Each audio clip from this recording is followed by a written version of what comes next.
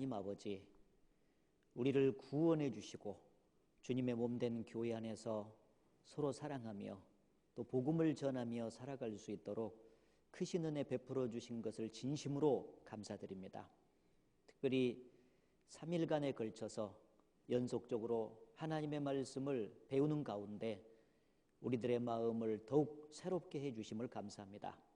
오늘 또 주어지는 말씀을 통해서 하나님의 거룩하신 뜻이 무엇인지 분명하게 깨달을 수 있도록 해주시고 더욱 온전한 모습으로 우리의 인격을 다듬어 주시고 하나님의 쓰시기에 더욱 합당한 사람으로 예비될 수 있도록 도와주시기를 간구합니다. 모든 것을 주님께 의지하면서 예수님 이름으로 기도드렸습니다. 아멘. 요한계시록 2장을 찾겠습니다.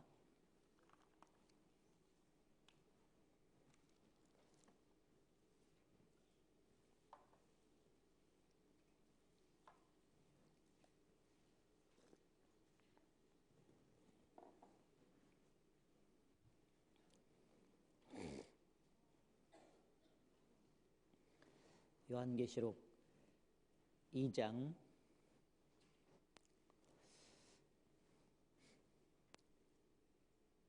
4절 5절 말씀,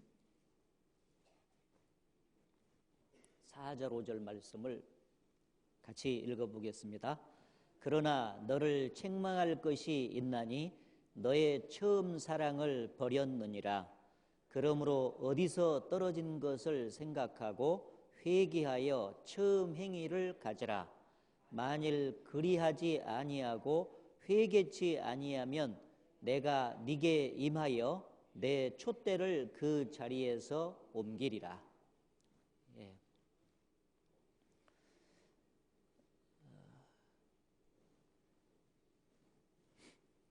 주님의 사랑을 이제 구원받을 때 성령으로 말미암아 우리 마음속에 이제 받게 됩니다.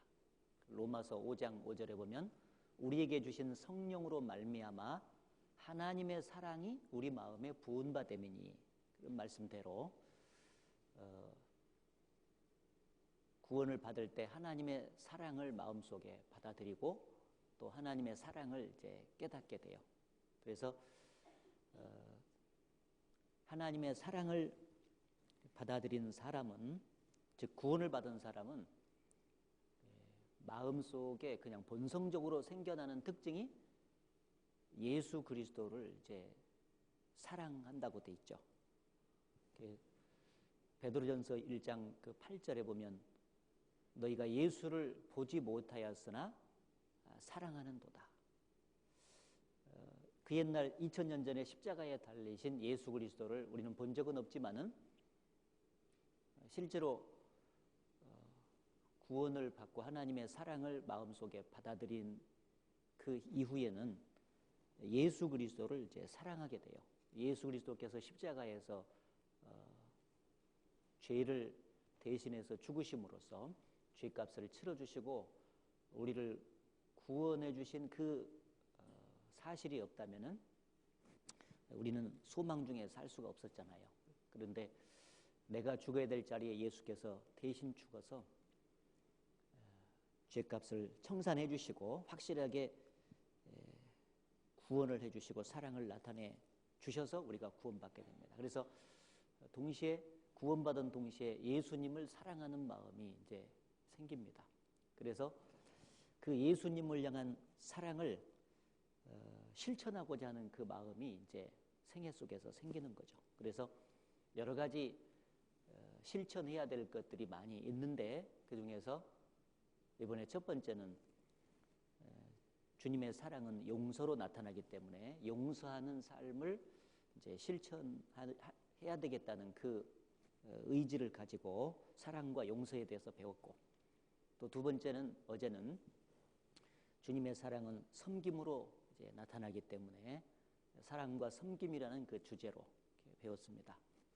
이제 오늘은 주님의 사랑을 처음에 첫사랑으로 받아들인 이후에 정말 주님을 사랑하는 마음이 생기고 그 사랑으로 주님의 그 은혜에 보답하는 마음을 가지고 열심히 이제 신앙생활을 하게 되는데, 그 신앙생활의 여정 속에 다양한 환경 속에서 그 첫사랑이 이제 식어버리는 그런 현상이 생기기도 하고, 이제 그로 말미암아서 첫사랑을 가질 때 처음 행위가 나오거든요. 그 처음 행위를 잃어버리고 이제 사는 경우가 종종 생겨나요. 그래서 그 처음 행위를 갖지 못하고 신앙이 침체된 가운데 사는 사람들이 다시 신앙을 회복하려면은 처음 사랑을 이제 갖는 길밖에 없습니다. 첫사랑을 가지면 다시 처음 행위가 바로 이어서 이제 되살아나게 되는 겁니다. 그래서 신앙이 회복이 되죠. 그 결혼 생활을 하는 모든 부부들도 마찬가지잖아요. 처음에 결혼하기 전에 그 뜨겁게 연애를 했던 첫사랑이 있잖아요. 그 첫사랑의 특징은 그 사랑하는 대상에게 내 자신을 맞춰주고자 하는 그 모습으로 자꾸 나타나죠. 그렇잖아요. 상대방을 사랑하게 되면 그 사랑하는 사람에게 뭔가 내 자신을 맞춰서 헌신하고 싶어하고 또 희생하고 싶어하고 그런 마음이 이렇게 생기잖아요. 그런 마음과 마음이 만나서 처음 행위가 딱 들어맞으니까 서로를 위해서 자꾸 살려고 하니까 너무 좋잖아요. 행복한 거예요. 그래서 그 행복을 가지고 결혼을 했는데, 시간이 지나가면서 점점 이제 그 처음 연애 시절에 사랑이 식어버리게 되면은 이제 상대방을 위해서 헌신하고자 하는 마음, 또 희생하고자 하는 마음, 이제 그런 마음들이 또 식어요. 그래서 행위가 잘 안 나와. 옛날에는 저쪽을 위해서라면 물불을 가리지 않고 원하는 대로 막 해주고 싶은 마음이 생기잖아요. 그죠? 시간도 내달라 그러면은 나 시간밖에 없는 줄 어떻게 알았냐고 하면서 시간도 내주고, 응? 이거 먹자 그러면은 자기가 먹기 싫어도 그냥 막 이거 그거 좋아하는지 어떻게 알았냐고 하면서 그 맞춰주려고 노력하고 이렇게 했는데, 그만 첫사랑이 식어버리고 연애 시절의 사랑이 식어버리면은 이제 그 상대방을 위해서 시간도 안 내려 그러고 또 상대방을 나한테 맞추게 하려고 그러고 말이죠. 이런 특징이 생겨 간단 말이에요. 그게 이제 처음 행위가 변질된 거죠. 처음 행위가 변질된 이유는 첫사랑이 마음속에서 식어서 그래요. 퇴색이 됐어. 그래서 이 처음 행위, 지금 퇴색된 어떤 삶의 모습을 처음 행위로 딱 가져서 뜨겁게 하려면은 뜨거운 사랑으로 회복이 돼야 되죠. 첫사랑으로. 그렇지 않습니까? 그래서 항상 신앙생활의 회복은 어디서 시작되냐면은 첫사랑으로 회복하는 과정 속에서 이제 신앙이 회복되도록 그렇게 되어 있습니다. 그래서 여기 지금 에베소 교회에도 하나님께서 칭찬을 하신 대목도 있지만은 그 우리가 같이 읽었던 이 말씀은 책망할 것이 있나니 그랬잖아요. 책망할 것이 있나니 너의 처음 사랑을 버렸느니라. 처음 사랑을 버렸기 때문에 처음 행위가 안 나온다 그 말이에요. 그러므로 어디서 떨어진 것을 생각하고 회개하여 처음 행위를 가지라. 처음 행위를 가지라. 처음 행위는 처음 사랑에서 나와요. 그죠? 처음 행위를 가지라. 만약에 그리하지 아니하면 처음 행위를 회개해서 안 가지면은 내가 네게 임하여 네 촛대를 그 자리에서 옮기리라. 촛대를 옮긴다는 것은 성령의 역사를 그친다는 얘기지 않습니까?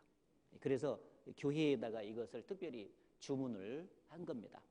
오늘 우리들에게도 동일하게 하나님께서 말씀하실 수 있다고 생각합니다. 처음 행위가 점차적으로 퇴색돼서 사라져가는 우리들의 모습이 있다면 그것은 하나님께로부터 책망받을 부분이라고 생각을 합니다. 그래서 역사의 마지막이 가깝고 주님 오실 날이 가까운 이때에 더욱 처음 구원받을 때 그 뜨거운 행위를 가지고 이제 신앙생활을 하다가 주님 앞에 딱 서야 주님께로부터 칭찬을 받을 것 아니겠어요? 그러려면은 첫사랑을 이제 회복해야 돼요. 첫사랑이라고 하는 것은 예수 그리스도의 십자가의 희생적인 사랑으로 말미암아 죄를 깨끗하게 사함받고 구원받았던 그때의 그 사랑입니다. 그래서 그 첫사랑을 곰곰이 이렇게 항상 묵상하고 그 첫사랑을 일깨울 때 그 첫사랑이 마음속에 이렇게 차면 가득 차면 처음 행위로 다시 회복이 될 수가 있는 것입니다. 그래서 베드로가 그 첫사랑을 잃어버리고 자기가 마땅히 해야 되는 사랑 남는 업으로서의 그 삶을 포기하고 있었을 때 부활하신 예수님이 그 베드로 앞에 나타났잖아요. 사람 낚는 업으로 나를 따르라 해가지고 따라오다가 그만 첫사랑을 잃어버리고 신앙이 침체된 모습이 딱 오니까 나는 물고기 잡으러 가노라 해가지고 옛날에 그 물고기 잡던 그 일로 이제 가버렸잖아요. 그래서 그 물고기 잡는 그 일에서 다시금 가치 있는 사람 낚는 업으로 이렇게 돌아오기 위해서는 첫사랑이 일깨워져야 됩니다. 그래서 예수님께서 베드로에게 말씀하셨잖아요. 요한의 아들 시몬아, 네가 나를 사랑하느냐? 네가 나를 사랑하느냐라고 3번 물어보시고 그 사랑을 일깨우시고 나서 사명을 그에게 다시 준 것이 내 양을 먹이고 내 양을 치라 이렇게 말씀을 하신 거잖아요. 그래서 항상 처음 행위가 나오려면 회복이 되려면 처음 사랑을 가져야 된다. 그래서 성찬식을 우리가 종종 이렇게 하잖아요. 떡을 떼고 이렇게 포도주 잔을 받으면서 이것을 먹고 마시면서 나를 기념하라 그렇게 말하잖아요. 그 기념하라 그 말이 뭐냐면 십자가에서 온몸이 찢기시고 피를 흘려서 죄를 영원히 사해 주시고 나에게 생명을 주신 그 하나님의 고귀한 사랑을 다시 일깨워봐라 그 말이에요. 일깨워봐라. 그걸 받았는데 그걸 일깨울 때 그 사랑이 너무 크구나 하는 것이 마음속에 딱 들어오게 되면은 이제 신앙이 다시금 이제 회복이 될 수 있는 길이 열리거든요. 그 주님께서 우리에게 베풀어 주신 그 사랑은 먼저 해주신 사랑, 그죠? 우리가 사랑하면 그가 먼저 우리를 사랑하셨습니다. 우리가 사랑한 적도 없지만은 주님이 먼저 우리를 사랑해 주신 그 사랑, 첫사랑은 바로 그 사랑이었습니다. 그리고 이 세상의 인간적인 사랑하고는 비교할 수 없는 구별된 사랑인 동시에 큰 사랑이라고 말할 수 있잖아요. 이 세상의 모든 사랑은 피조물 간의 사랑입니다. 부모 자식 간의 사랑, 또 부부 간의 사랑, 친구 간의 사랑, 기타 이성 간의 사랑, 이런 사랑들이 다 있는데 그 사랑은 전부 다 피조물인 인간끼리의 사랑이잖아요. 그런데 성경에서 말하는 사랑은 창조주가 피조물을 사랑한 사랑이에요. 그러니까 이 세상의 인간적인 사랑하고는 완전히 다른 거룩한 사랑입니다. 그런데 그 사랑은 이 세상의 인간끼리 하는 사랑에 비교해서는 비교할 수 없이 큰 사랑이에요. 여러분, 이 세상의 모든 사람에게 자식 사랑을 부분적으로 마음속에다가 심어주신 분이 누구일까요? 창조주 하나님이 모든 세상 사람들에게 아담부터 시작해서 역사의 마지막까지 태어난 모든 사람에게 자식 사랑은 다 심어줬잖아요. 그렇죠? 그 부분적으로 심어준 그 자식 사랑을 싹 합한 것보다 하나님 사랑은 더 커요. 맞죠? 더 크니까 계속 심어줬겠지. 또 동물들에게도 새끼 사랑을 다 줬어요, 안 줬어요? 전부 다 줬습니다. 그것도 동물적인 어떤 사랑이라고 하지만 그 하나님 사랑을 사실 그거다가 넣어준 거거든요. 그러면 이 세상의 동물들 속에 다 넣어준 새끼 사랑을 다 합친 것보다도 하나님 사랑은 더 크죠. 그래서 그 큰 사랑으로 우리를 사랑해줬다.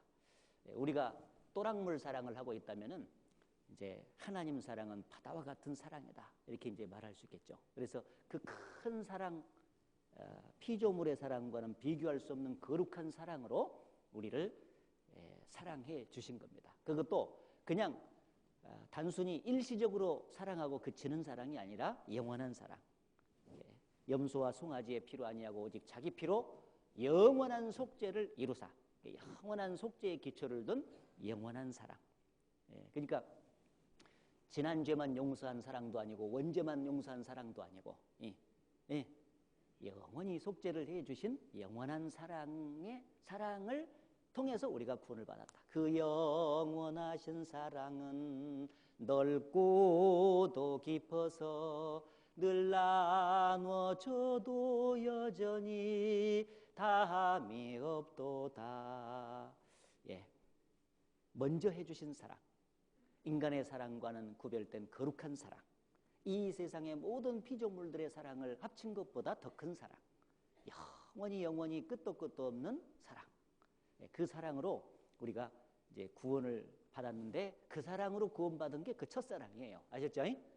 그 사랑을 항상 쭉 일깨우면은 마음속에 그 사랑이 찰 때 말이죠. 첫사랑이 회복되고 동시에 처음 행위도 나와서 신앙이 이제 회복돼 가는 거라고 말할 수가 있겠습니다.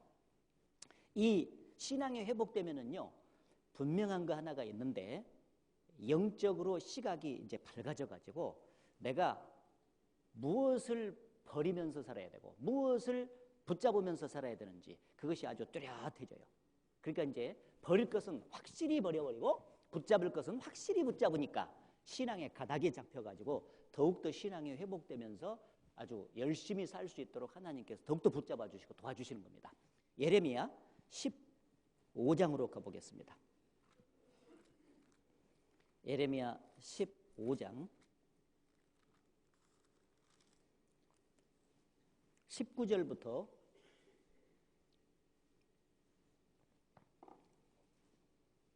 예레미야 15장 19절부터 제가 읽겠습니다. 여호와께서 이같이 말씀하시되 네가 만일 돌아오면 내가 너를 다시 이끌어 내 앞에 세울 것이며 네가 만일 천한 것에서 귀한 것을 취할 것 같으면 너는 내 입같이 될 것이라. 그들은 네게로 돌아오려니와 너는 그들에게로 돌아가지 말지니라. 자, 여기 하나님께서 예레미야에게 약속한 대목이 나와 있습니다. 아마 이 당시에 하나님께서 말씀하실 때 예레미야의 신앙이 약간은 침체되어 있던 시기인 것 같아요. 너무너무 그 복음을 전하고 믿음을 지키는 과정 속에 핍박도 많고 어려움도 많다 보니까, 그리고 고통이 계속되다 보니까 잠깐 힘이 들었던 그 마음을 갖고 있었던 것 같아요. 그때 하나님께서 예레미야에게 나타나가지고 하신 말씀이야. 네가 만일 돌아오면 내가 너를 다시 이끌어서 내 앞에 세울 것이며, 회복이라는 것은 돌아오는 거예요. 이 정상적인 자리에서 이탈해서 떠났거든요. 마음과 삶의 모습이 하나님 보실 때 정상적인 그 궤도에서 약간이든지 조금 멀리든지 이탈해서 떠났거든요. 그 이탈한 자리에서 다시 돌아오면 회복이죠. 돌아오면 내가 다시 이끌어서 내 앞에 너를 세울 것이다. 세운다는 것은 너를 다시 쓰기 시작할 거다. 네가 만일 천한 것에서 귀한 것을 취할 것 같으면 너는 내 입같이 될 것이라. 그들은 네게로 돌아오려지만 너는 그들에게로 돌아가지 말지니라. 여기 신앙의 회복은 천한 것에서 귀한 것을 취할 것 같으면 그랬죠. 그러니까 지금 신앙이 조금 침체된 사람들은 이 귀한 것을 취하면서 붙잡고 막 살아가던 그 삶에서 어떤 환경적인 요인과 사건에 의해서 그 귀한 것을 조금씩 놔버리고 이 천한 것 쪽으로 자꾸 이제 붙잡아가는 거예요. 이게 가고 있는 거예요. 그러니까 점점 신앙이 지금 침체되고 있는데, 회복이 된다라고 하는 것은 뭘 가르치냐? 그 천한 것을 천한 것인 줄 알고 이제는 버려버리고 이제 귀한 것을 붙잡는 쪽으로 자꾸 가야 이제 신앙이 점점 더 회복이 된다, 그런 뜻입니다. 예. 자, 그래서 그렇게 천한 것을 버리고 귀한 것을 계속 붙잡아가는 삶을 살게 되면은 내가 너를 이끌어서 내 앞에 세우고 너는 내 입같이 될 것이라. 네 입을 써가지고 복음을 확실하게 전해서 구원받는 역사를 일으켜 줄 거다. 신앙의 최종적인 회복은, 중간중간의 회복은 몇 가지가 여러 가지가 있을 수 있지만 마지막 회복은 복음 전도자로서 힘있게 세상에 나가지고 복음을 전해서 구원받는 역사가 나타나는 것이 최종적인 회복이에요. 맞죠? 예. 하나님이 전도자로 우리를 세웠기 때문에 그렇습니다. 그런데 신앙이 침체됐다라고 하는 것을 뭘 가르치느냐? 여러 가지 삶 속에서 부분적으로 귀한 것을 잡다가 천한 것을 잡는 쪽으로 가면서 자기에게 하나님께서 주신 지상 최대의 사명인 전도자로서의 사명을 잃어버리고 사는 것입니다. 세월은 가는데 주님께 인도하는 사람도 없고 구원받는 역사도 없고 그것이 신앙의 침체가 아니고 무엇이냐 그 말이에요. 예. 예.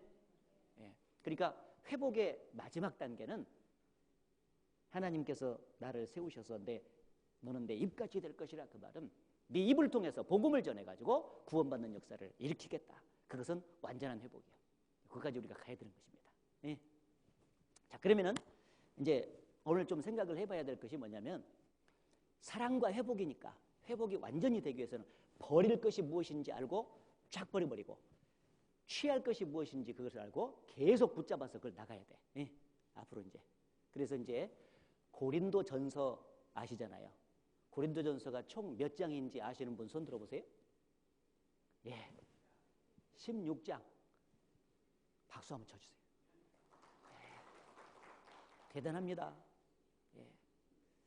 그래서 그 고린도전서를 통해서 하나님 앞에서 우리가 버려야 될 것이 무엇인지 또 취해야 될 것이 무엇인지 그 16장에 보면은 자세히 나와 있습니다. 그래서 그걸 쫙 정리를 해드릴 테니까 메모도 하실 분들은 메모하시면서 올해 한 해 버릴 거 야무지게 버리고 취할 거 취하시기를 바랍니다.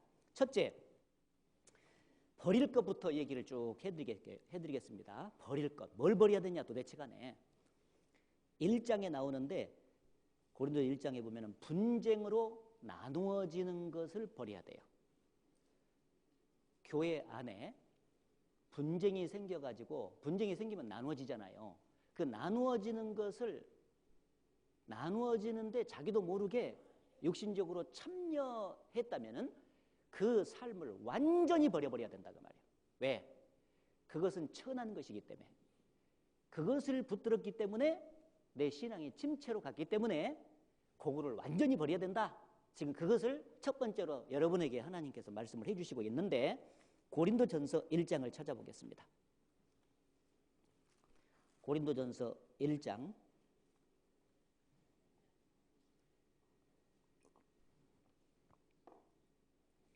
10절부터 13절까지 제가 읽겠습니다. 형제들아 내가 우리 주 예수 그리스도의 이름으로 너희를 구원하노니 다 같은 말을 하고 너희 가운데 분쟁이 없이 같은 마음과 같은 뜻으로 온전히 합하라. 내 형제들아 글로에의 집 편으로서 너희에게 대한 말이 내게 들리니 곧 너희 가운데 분쟁이 있다는 것이라. 이는 다름이 아니라 너희가 각각 이르되 나는 바울에게 나는 아볼로에게 나는 게바에게 나는 그리스도에게 속한 자라 하는 것이니 그리스도께서 어찌 나뉘었느뇨? 바울이 너희를 위하여 십자가에 못 박혔으며 바울의 이름으로 너희가 세례를 받았느뇨?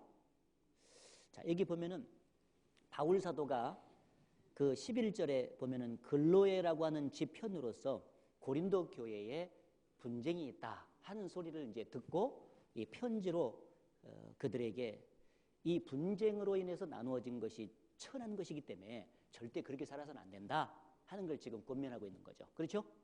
우리 모두에게도 지금 권면하고 있다고 말할 수 있습니다. 그래서 여기 보면은 너희 가운데 분쟁이 있다는 것이라. 이 분쟁이 있으면은 주님의 몸된 교회가 나누어지는 겁니다. 그러면은 성령께서 하시는 일하고 사탄이 하는 것하고 완전 대조가 되죠. 사탄은 주님의 몸된 교회를 어떻게든지 나누려고 해요. 나눠야만이 제 역할을 못하고 복음 전도를 할 수가 없거든요. 사탄이 원하는 바죠. 예수께서는 어쨌든지 구원받은 성도들의 마음을 모아서 하나로 만들려고 해요. 그래서 에베소서 4장 3절에 보면은 성령의 하나 되게 하신 것을 힘써 지키라 라고 말씀도 하셨고, 예수께서 이 땅에 계셨을 때 나와 함께 모으지 아니하는 자는 나를 해치는 자니라. 나와 함께하지 아니한 자는 나를 반대하는 자요, 나와 함께 적극적으로 모으는데 동참을 하지 않는 자는 나를 해치는 자니라. 예, 나 좀 봐요. 예. 그러니까 예수께서는 계속 모으는 일을 해. 그리고 예루살렘 성이 멸망될 것을 보고 우시면서 하신 말씀이 뭐냐? 예루살렘아 예루살렘아 내게 파송된 자를 돌로 치는 자여, 암탉이 그 새끼를 날게 하려 모음같이 내가 너희를 모으려 한 일이 몇 번이냐? 그러나 너희가 원치 아니하였도다. 그래서 너희 집이 황폐화가 되는 것이다. 암탉은 계속해서 병아리들을 적으로부터 보호하기 위해서 날개 아래 모으잖아 마요. 예, 그죠? 병아리는 아무 생각 없이 막 자꾸 나가려고 하니까 날개를 펴가지고 제발 돌아라 이놈아, 들어와. 아이고 모으려고 얼마나 신경 쓰는지 몰라 암탉이. 제가 어렸을 때 그 암탉 보면은요 진짜 그러더라고. 그렇죠? 병아리들이 아무 생각이 없다니까. 나가면 잡혀 죽는데 잘못하면은. 그래서 성령께서는 마치 암탉과 같은 역할을 하세요. 계속해서 성령 안에서, 말씀 안에서, 사랑 안에서 연합이 되도록 만들어줘. 자꾸 연합이 돼야만이 힘이 생기거든요. 그리고 열심히 주를 위해서 살 수가 있거든요. 흩어버리면은 안 돼. 잘 아시는 대로 자동차가 아무리 성능이 좋아도 말이죠, 돈이 많으든 자동차라도 말이죠, 부품을 전부 다 분해시켜버리면은요 자동차가 역할을 할 수가 없잖아요. 결합이 돼 있을 때 자동차 역할을 할 수가 있는 것과 똑같습니다. 우리가 주님의 몸된 교회 안에서 분쟁으로 나누어지는 것을 최고로 경계해야 되는 이유가 바로 여기에 있다라고 말할 수 있습니다. 그러면 왜 주님의 몸된 교회에 분쟁이 생기면서 나누어지는 일이 발생할까? 그 이유가 몇 가지가 있는데, 첫째는 사람을 따라서 인정적으로 행하기 때문에 그래요. 사람을 따라서. 여기 그랬잖아요. 나는 바울에게, 나는 아볼로에게, 나는 게바에게, 나는 그리스도에게 속했다. 그러니 너희가 사람을 따라 행함이 아니리요. 고린도전서 3장에 보면 사람을 따라서 행한다 그 말이에요. 우리는 예수 그리스도를 따라가기로 작정한 사람이죠. 구원받자마자. 그죠? 따라해보세요. 예수님의 제자. 예, 우리가 사람 제자요 지금? 바울의 제자요, 게바의 제자요 도대체 간에. 예? 사람 제자가 아니다 그 말이에요. 우리를 구원해 주신 예수 그리스도의 제자이기 때문에 우리는 예수님을 따라가고, 그리고 인정이 아닌 하나님의 말씀에 근거해서 내 신앙의 좌표를 설정하고 모든 삶의 영역 속에 성경 말씀을 적용해가지고 그 말씀에 나타난 하나님의 뜻을 기초로 해서 그 뜻에 순종하면서만 살아가기로 결단한 사람들이다 그 말이에요. 그런데 신앙이 퇴색이 되면은 예수 그리스도를 따라가려고 하고 하나님의 말씀을 좇아서 순종하려고 하기보다는 사람을 따라서 인정적으로 연합하는 특징이 생긴다 그 말이에요. 그러니까 나누어지지. 그 틈을 마귀가 여지없이 보고 들어온다는 거예요. 마귀는 틈을 탄다고 성경에 에베소서에 나와 있잖아요. 마귀에게 틈을 주지 말아야 되는데 사람을 따라서 인정적으로 연합하는 특징이 생기면 연합이 좋지만은 사랑과 말씀과 성령 안에서 연합해야 되지, 그것을 떠난 인정적인 연합은 나누어지는 역할을 하게 된다. 한 몸같이 친밀하고 마음조차 하나 되어. 맞습니다. 한 몸같이 친밀하고 마음조차 하나가 되도록 연합을 해야 돼요. 그런데 문제는 아무리 친밀한 교제가 좋아도 하나님의 말씀을 벗어난 정도의 인정적인 연합은 안 되는 거예요. 아무리 친밀해도 그거 성경적으로 볼 때 아닙니다 하면 예 하고 순종해 줘야 돼. 그렇잖아요? 그런데 어떤 경우에는 인정이 너무 진해가지고 똘똘 뭉쳐 있으면은요, 틀림없이 잘못되고 있는데 말씀으로 지적해도 말 안 들어. 순종 안 해. 그게 무슨 성령 안에서의 연합입니까? 그것은 완전히 흩어서 깨져버려야 돼. 연합은 성경적인 연합이어야 되는데 성경적이지 못하고 사랑과 하나님의 말씀과 성령 안에서의 연합을 떠난 모든 인정적인 연합은 샅샅이 산산이 흩어져 버려야 돼. 그래야만이 성령께서 진정한 연합을 이루실 수 있다 그 말이에요. 그런데 잘못하면은 그 인정적인 연합이 너무 오랫동안 지속되면은 너무 두꺼워가지고 그거 깨기가 어려워가지고 역사가 나타나. 도대체 간에 이 인정적인 연합을 하게 되면요, 끼리끼리가 생기는 거예요. 끼리끼리가 생기는데 이 끼리끼리는 몸에 있어서 대단히 안 좋은 거예요. 이 몸에 암이라고 하는 게 뭔지 알아요? 세포가 정상세포가 아니고 그냥 세포가 똘똘 뭉치는 게 세포예요. 이게 암이에요. 암세포. 기형이 생겨나가지고 막 똘똘 뭉치는 현상이 생기잖아, 이게. 그러니까 암을 막 도려내는 수술도 하고 그렇지 않습니까? 정상적으로 연합이 돼서 성령 안에서 말씀 안에서 쫙 연합이 되면은 뭉치는 일이 두루두루 해가지고 뭉쳐져 이렇게 하나로. 그렇죠? 예, 그런데 그것을 떠나서 인정적인 연합은 부분적으로 그냥 암덩이처럼 똘똘 이렇게 뭉치는 게 자꾸 생기네, 이게. 깨지지도 않아, 이게. 그러면 암이 커지면은 몸이 죽어요, 안 죽어요? 몸이 죽습니다. 그래서 말씀을 벗어난 정도의 인정적인 연합은 반드시 깨져야 되는 것입니다. 그게 좋은 것 같아도 안 좋은 거예요.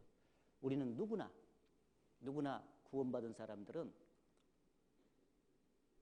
어린아이하고도 어린아이가 노인하고도 앉으면은 주님 안에서 교제가 되고 대화가 돼야 돼. 그렇죠? 누구하고도 교제가 돼야 된다니까요. 그런데 도대체 간에 교제를 하려고 보면은 끼리끼리가 너무 강해져 보고 인정적인 연합이 되면은요, 찬바람만 탁탁 나버려. 마음이 벌써 딱 벽이 생겨 있다니까. 그러니 어떻게 교제가 되냐고 그래. 왜 이렇게 두꺼운지 몰라. 어떤 경우는 그렇다니까요. 여기 공주교회가 그렇다는 게 아니고 앞으로 그럴까 봐서 지금 그러는 거예요. 다녀보면은 종종 보면은요, 두꺼워 너무 벽이. 그래가지고 그게 암세포처럼 이렇게 똘똘 뭉쳐져서 몸에 해롭다는 것도 몰라요. 오랜 기간 그렇게 해. 이게 그 문제죠. 잘못하면은 거기에 이단 교리가 만약에 그 똘똘 뭉친 데 들어왔다고 합시다. 그러면 이제 폭발적으로 문제가 생기는 거예요. 왜? 시시 교제가 그때부터 되거든요. 이거는 담임 목사도 모르고 앞에 있는 뭐 성장된 사람들도 모르고 우리만 아는 거다 해가지고는 그 교리를 갖고 들어가지고 살살 퍼뜨리는 거예요, 이제. 그렇잖아요. 그거 보고도 있잖아요. 이 얘기를 못 해주는 거예요. 인정이 왜 문제가 되냐면은요, 지금 잘못된 교리가 딱 들어왔으면은 그거 바로 교회에다가 이 얘기를 하고 전도인에게 말씀을 해가지고 그 문제를 드러내가지고 말씀으로 치료를 해야 될 거 아니에요. 그렇죠? 근데 인정이 있다 보니까 쉬쉬쉬쉬 하는 거예요. 그러니까 그게 잘못됐다는 거 지적도 못해. 약해져가지고. 틀림없이 잘못했는데. 근데 그 정도 되면은 망하는 겁니다, 이제. 그러니까 우리는 심각한 것을 버려야 될 것을 버릴 줄 알아야 돼요. 그래서 우리는 항상 사람을 따라서 인정적인 어떤 연합을 하는 것에 극히 주의를 해야 된다. 친밀하게 우리가 교제를 하고 여러 사람하고 교제를 해야 돼요. 두루두루 다 해야 돼요. 그렇죠? 부분적으로만 교제하지 말아요. 부분적으로 만날 수는 있지만은 그러나 그렇다고 해서 다른 형제 자매들하고 막 표시가 나게끔 이렇게 친한 사람들만 친하고 막 이렇게 하면 안 된다 그 말이에요. 두루두루 항상. 그렇게 해서 마음을 넓게 펴서 항상 인정을 따라서 하지 말고 사람을 따라서 하지 말고 주님 중심으로 말씀 중심으로 그렇게 해서 하나가 되도록 해야 될 것입니다. 그래서 분쟁이 되는 것은 사람을 따라서 인정적으로 연합을 하기 때문에 나누어진다. 첫 번째 이유가 될 수 있고요. 두 번째 이유는 의견 대립을 할 때 그것을 잘못 인식을 하게 되면은 또 나누어져요. 어떤 일이 딱 주어졌습니다. 그러면은 그 일을 위해서 교제를 하게 돼요. 의논을 하게 되는데 그 의논을 하게 되면은 한 가지 안만 나오면은 뭐 서로 문제될 것이 없지 않습니까? 그냥 오케이지 뭐. 그런데 하다 보면은 자기의 어떤 삶의 경험이라든지 또 지혜라든지 지식이라든지 이런 것에 기반을 두고 이렇게 했으면 좋겠다. 또 이쪽은 저렇게 했으면 좋겠다. 이런 내용이 나와요. 그렇죠? 네, 그렇게 차이가 생겼을 때 그 나하고 생각이 다르다고 다른 생각을 갖고 있다고 해가지고 막 그것을 너무 배척하게 되면은요 나누어져요 점점. 그러니까 의견이 있을 수는 있는 대립이 될 수 있는데 그것이 성경에 위배되지 않는 아니라면은 그것은 나와 의견이 다른 것이지 틀린 것은 아니거든. 맞아요? 이거 이해돼요? 예, 차이가 날 수가 있어요. 이렇게 쭉 교제하다 보면. 그런데 문제는 차이가 있어서 나오고 생각이 다르고 의견이 다르다고 해서 나의 적이 아니다 그 말이에요. 우리는 하나인데 좀 더 효과적으로 주님의 일을 잘해보고자 의견을 모으고 도모를 하는 거예요. 그래서 모사가 많으면 경영이 성립하느니라 그런 말씀 있잖아요. 혼자 생각보다도 여러 사람이 몇 사람이 같이 의논을 해가지고 나오면 지혜가 모아져가지고 좀 더 좋은 안도 나오고 마음이 의논하면서 모아지기 때문에 더욱더 효과적으로 주님의 일을 할 수가 있거든요. 그래서 우리는 의논하고 교제를 하는 것입니다.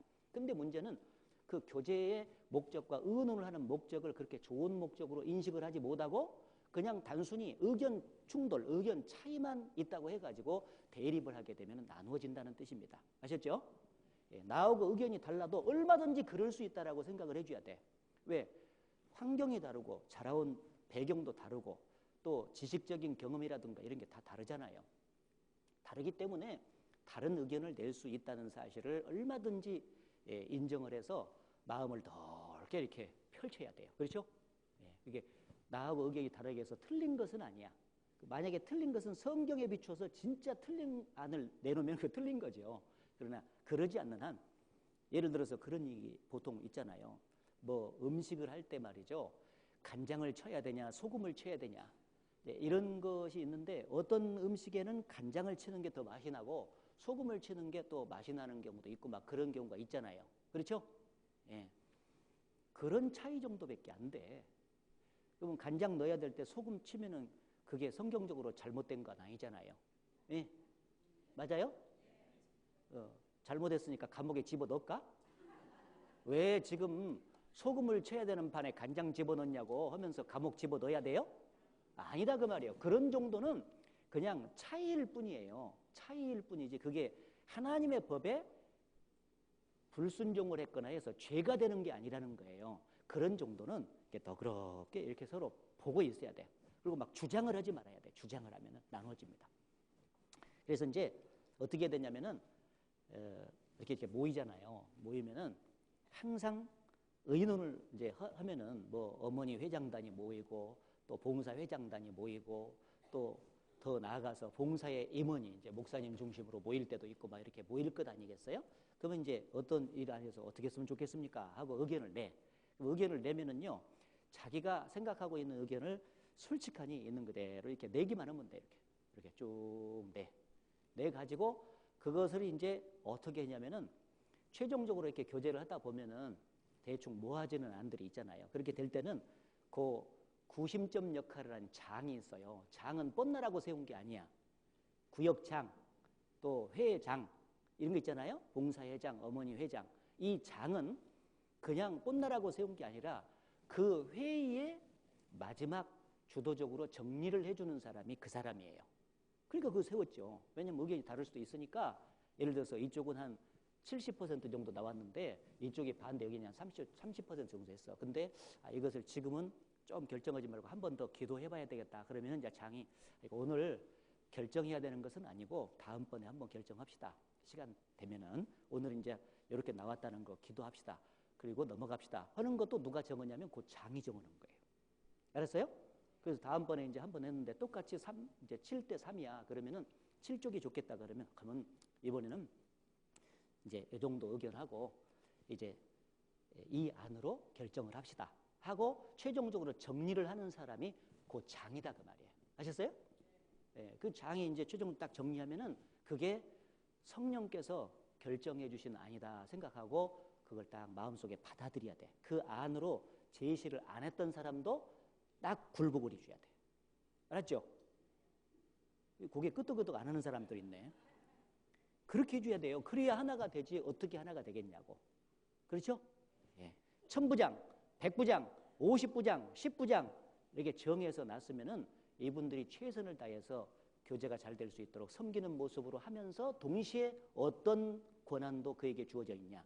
최종적으로 정리하면서 결정하는 그런 하는 일도 그에게 부여되어 있다고 우리는 믿어줘야 돼요. 그래서 마음을 탁 모아줘야 됩니다. 그 봉사위원 교제를 할 때도 마찬가지고요. 최종적으로 쫙 교제를 해서 담임 목사님이 이렇게 합시다 하고 딱 이렇게 마음을 모아서 정리하면 그게 주님의 뜻으로 알고 마음속에 딱 그게 성경에 위배되지 않는 한 일단은 마음을 모아서 순종을 해주는 것이 필요한 거예요. 성경에 말씀하시기를 하나님의 역사는 좋은 안에 역사하는 것이 아니라 순종에 역사하는 것입니다. 아셨죠? 예, 그걸 참 나는 실감나는 것이 말이죠. 이 광야 생활의 과정을 딱 보면은요, 광야 생활에 이 애굽에서 홍해 바다를 빠져나와 가지고 광야 생활을 이렇게 쭉 하는데 여기가 가나안인데 이렇게 쭉 직선 코스로 가면은 며칠 걸린다고?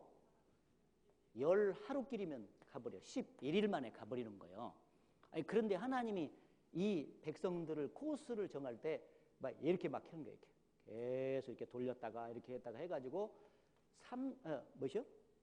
40년이 걸리도록 인도를 한 거예요. 이것은 우리가 생각할 때 정말 상식적으로는 이해가 안 되는 안이었습니다. 인도의 안이라고 하면, 예? 이 코스를 말이야, 정하는 안. 이 코스도 11일 코스도 있고 40년 코스도 있는데 우리가 볼 때는 11일 코스로 가야지 그래야 바로 적과 꿀 이르는 가나안 땅에 갈 것이 아닌가 이런 생각이 들지만은 이 이스라엘 백성들의 불순종한 모습들을 다 고쳐서 말이죠, 온전하게 만들고 싶어가지고 하나님이 이 코스를 선택을 한 것입니다. 이걸 제가 말씀드리는 이유는 우리는 되도록이면은 어떤 일을 의논하고 정리해갈 때 합리적인 안을 추구하려고 노력을 해야 되는 것은 맞아요. 그러나 꼭 그렇지 않다고 해서 조금 부족한 안이라고 해서 주님이 역사하지 않는 건 아니에요. 어떤 안에 역사하는 것이 아니라 어떤 안이 딱 결정되었을 때 모두가 주님의 뜻으로 알고 순종해 주는데 하나가 되니까 역사가 나타나. 예, 따라해보세요. 순종에 역사가 나타난다. 이것을 교회를 깨달을 때 그걸 제일 먼저 깨달아야 돼요. 아, 그렇구나. 그걸 깨달으면은요, 마음이 편해져요. 왜 그러냐면 주님이 일단은 교회 안에 주인으로 계신다는 거 믿고 있죠. 그 다음에 어련히 알아서 주님이 이 안으로 결정해 주셨을까라는 믿음이 딱 생기는 거예요. 그래서 혹시 그것이 조금 부족하다 그러면 다음 기회에 또 하나님께서 바꿔서 인도를 해 주시면 되지 않겠는가 이런 생각이 들어서 넉넉하게 믿어지는 거예요. 잘 따라가죠. 그런데 그런 그 교회의 지식이 정리가 조금 덜 돼 있게 되면은요, 그냥 그 안을 끝까지 고수하려고만 하다 보니까 이제 안 되는 거예요. 그래서 이제 여기서 뭐가 문제냐면은 이 의견 대립이 이제 심해진 채 끝나지 않도록 해야 돼요. 그래서 의견은 의견으로 그쳐야 되지 그것을 주장해서는 안 된다는 것도 성경적입니다. 그래서 최종적으로 이제 딱 정리가 돼서 이번에 A안으로 합시다. 그러면은 모두가 거기다가 마음을 딱 두고 이제부터는 A안으로 결정되었습니다입니다. 나가면은 똑같이 같은 말을 해야 돼요. 알았죠? 예. 아이고, 나는 B안으로 이 얘기했는데 A안으로 결정이 돼버렸어. 이번에 세상에 어떻게 그렇게 됐는지 몰라. 그렇게 하면서 그 어떤 말을 다른 분들에게 그 회의에 참여하지 않았던 분들에게 전달을 하기 시작하면 그때부터 나눠지는 거예요. 이제 마귀가 그때부터 탁 타거든요. 일단 딱 결정하기 전에는 있는 그대로 자기 의견을 잘 낸다는 것이 아주 중요해요. 감사하는 마음으로. 근데 결정이 딱 되면 내 안으로 얘기하면 안 돼. 결정된 안으로 모두가 다 얘기를 합시다. 오케이? 예, 그게 하나로 묶어서 사탄이 틈타지 않게 하는 아주 중요한 비결입니다. 거기 고린도전서 1장 10절에 그 말씀이 나오죠. 형제들아, 내가 우리 주 예수 그리스도의 이름으로 너희를 구원하노니 다 같은 말을 하고 너희 가운데 분쟁이 없이 같은 마음과 같은 뜻으로 온전히 합하라. 자, 온전히 합하라 그 말은 찢어진 그물을 기부라 그 말인데, 온전히 합해지려면은 두 가지가 필요해요. 같은 마음과 같은 뜻을 가는 동시에 다 같은 말을 하고가 먼저 들어가 있어요.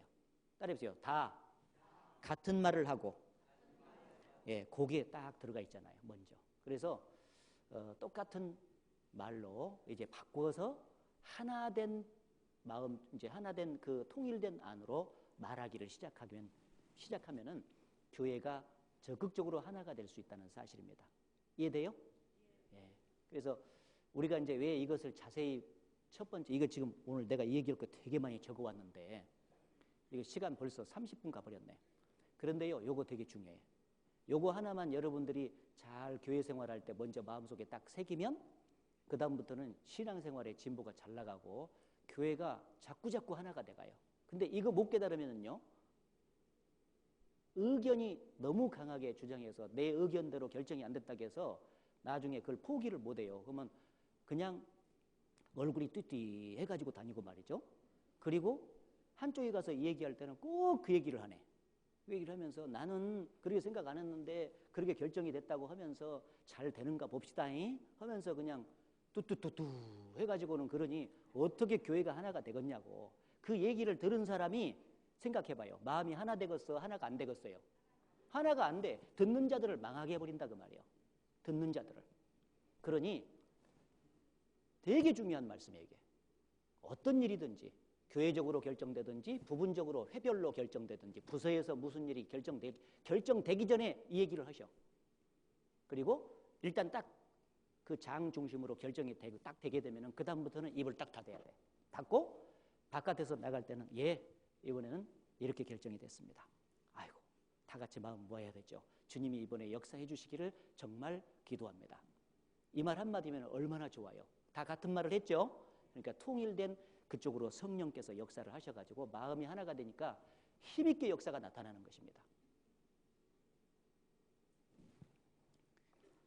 자, 그래서 분쟁으로 나누어지는 것, 그것을 최고로 경계하고 그리고 그것에 이렇게 참여되고 자기도 모르는 사이에 그렇게 된 그런 삶을 이제는 청산하고 버려야 된다. 그게 첫 번째 버릴 것입니다. 그리고 두 번째는 사람을 자랑하는 것을 버려야 돼요. 사람을 자랑하는 거.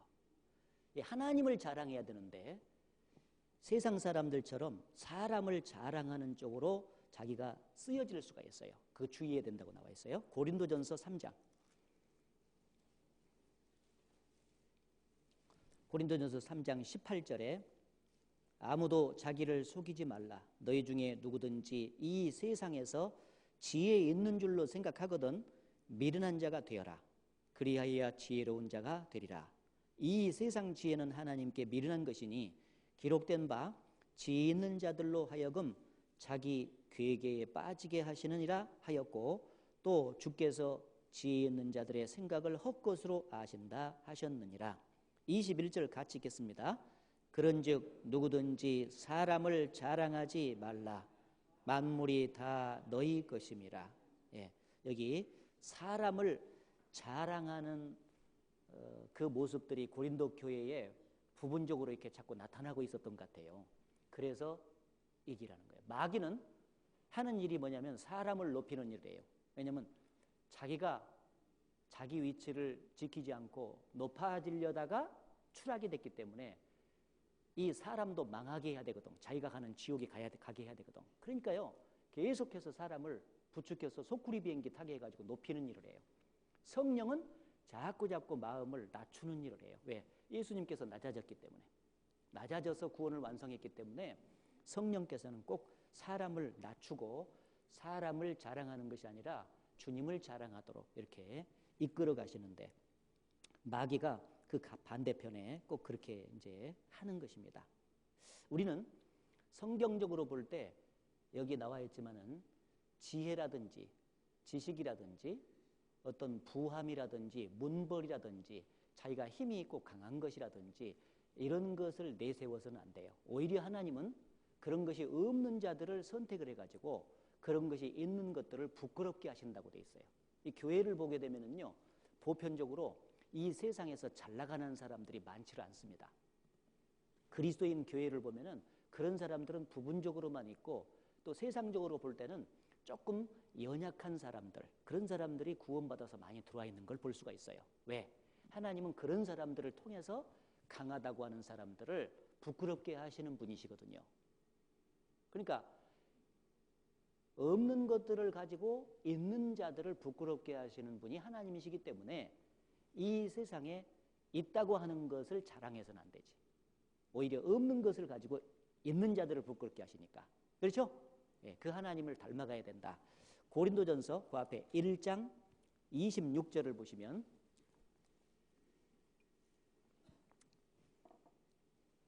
1장 26절에 형제들아 너희를 부르심을 보라. 육체를 따라 지 있는 자가 많지 아니하며 능한 자가 많지 아니하며 문벌 좋은 자가 많지 아니하도다. 예, 당시에 고린도 교회도 그랬는가 봐요. 야, 너희가 육체를 따라서 있는 그대로 세상적으로 볼 때 그 말이요. 너희 중에 지 있는 자가 많냐, 능한 자가 많냐, 문벌 좋은 자가 많냐, 없지 않냐 그 말이에요. 예, 고린도 교회도 그랬던 것 같아요.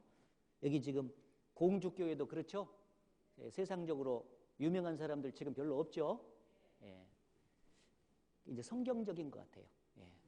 그래서 그러나 하나님께서 세상에 미련한 것들을 택하사 지 있는 자들을 부끄럽게 하려 하시고 세상에 약한 것들을 택하사 강한 것들을 부끄럽게 하려 하시며 하나님께서 세상에 천한 것들과 멸시받는 것들과 없는 것들을 택하사 있는 것들을 폐하려 하시나니 그 다음에 같이 읽겠습니다. 이는 아무 육체라도 하나님 앞에서 자랑하지 못하게 하려 하심이라. 예, 하나님은 없는 것들을 약한 것들을 택해가지고 있는 것들 강한 것들을 이제 폐하게 부끄럽게 하시는 분이기 때문에 그런 분이 하나님이시라면은 우리는 교회 안에서 육체적으로 잘난 것들을 자랑해서는 안 된다는 것입니다. 내가 조금 세상에서 많이 배웠다고 해서 못 배운 사람을 교회 안에서조차 무시한다든지 그리고 자기가 배운 것을 막 자랑하면서 내세운다든지 또 자기가 경제적으로 조금 많이 가지고 있다, 부자다. 그럼 없는 사람들, 목 가난한 사람들을 무시한다든지 그 자랑한다든지 하면 안 되겠죠. 또 자기가 외모가 말이죠. 다른 사람에 비해서 잘생겼다고 해가지고 못생긴 사람들 무시한다든지 그런 쪽으로 가면은 역시 세상 사람과 다를 바가 없지 않냐. 그런 얘기입니다. 그래서 일단 주님의 몸된 교회 바깥에서는 다 자기 PRC 되고 자기를 자랑하면서 사는 게 인생이지 않습니까? 그런데 교회에 일단 딱 들어오게 되면은 하나님의 성품을 닮아야 되기 때문에 우리는 자기의 육체에 관계되는 모든 것을 절대 자랑해서는 안 된다. 그것이 사람을 자랑하지 마라. 그러면 누구를 자랑해야 되냐? 나같이 연약하고 못난 인간을 구원해 주신 것도 감사한데 또 교회 안에 우리를 두셔서 귀하게 사용해 주시고 인도해 주시는 그 은혜에 정말 감사합니다. 이 마음만 가져야 돼요. 우리를 자랑할 것이 없는 이유는 하나님이 없는 것들을 택하사 있는 것들을 부끄럽게 하시는 분이신 동시에 우리가 지금 가지고 있는 것이 우리에게서 난 것이 하나도 없어요. 전부 다 하나님께서 주신 것을 누리고 사는 거예요. 그것을 가지고 무엇인가를 일해가지고 역사가 나타난 것이에요. 그렇기 때문에 어떤 역사가 나타났다든지 교회 안에서 좋은 일이 생겼다든지 개인적으로 좋은 일이 생겼다든지 하게 되면은 그것을 가능케 은혜를 베풀어 주셨던 하나님께만 영광을 돌려야 되지 자기가 드러나서는 안 된다는 이제 뜻입니다. 예. 고린도전서 4장에 그 말씀 있죠. 고린도전서 4장 7절 말씀 4장 7절을 같이 읽어보겠습니다. 누가 너를 구별하였느뇨? 내게 있는 것 중에 받지 아니한 것이 무엇이뇨? 내가 받았은즉 어찌하여 받지 아니한 것 같이 자랑하느뇨? 네가 받았은즉 어찌하여 받지 아니한 것처럼 자랑하느뇨? 그래서 자기를 자랑하고 자기를 높이는 것은 우리가 앞으로 신앙을 회복시켜서 살아가고자 하는 사람이라면 반드시 버려야 될 부분 중에 하나입니다. 그쪽을 추구하면은 안 알아주면 서운하고 말이요. 그죠? 열심히 했는데 알아주지 않으면 서운하고 그리고 어떤 한 것에 대해서 자칫하면은 공로의식이 생길 가능성이 있어요. 그 교회 안에서 봉사하고 수고하고 무엇인가 한 만큼은 정확하게 천국에서 계산해 주시는 거예요. 그것을 우리는 교회 안에 다른 형제들 앞에 내세울 수는 없어요. 그렇죠? 예. 그래서 구원해 주신 것도 은혜, 일할 수 있도록 모든 여건을 조성해 주신 것도 은혜. 그러니까 은혜를 베푸신 하나님께만 감사하고 하나님만 높여야 된다. 고린도전서 15장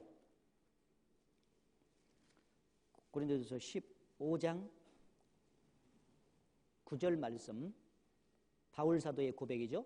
9절에 나는 사도 중에 지극히 작은 자라 내가 하나님의 교회를 핍박하였으므로 사도라 칭함을 받게 감당치 못할 자로라.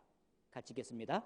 그러나 나의 나된 것은 하나님의 은혜로 된 것이니 내게 주신 그의 은혜가 헛되지 아니하여 내가 모든 사도보다 더 많이 수고하였으나 내가 아니요 오직 나와 함께 하신 하나님의 은혜로다. 자, 여기 보면 내가 끝을 보면 내가 모든 사도보다 더 많이 수고하였으나 내가 잘나서 그랬다. 그게 아니고 내가 아니요 오직 나와 함께 하신 하나님의 은혜로다. 이렇게 내려가야 돼.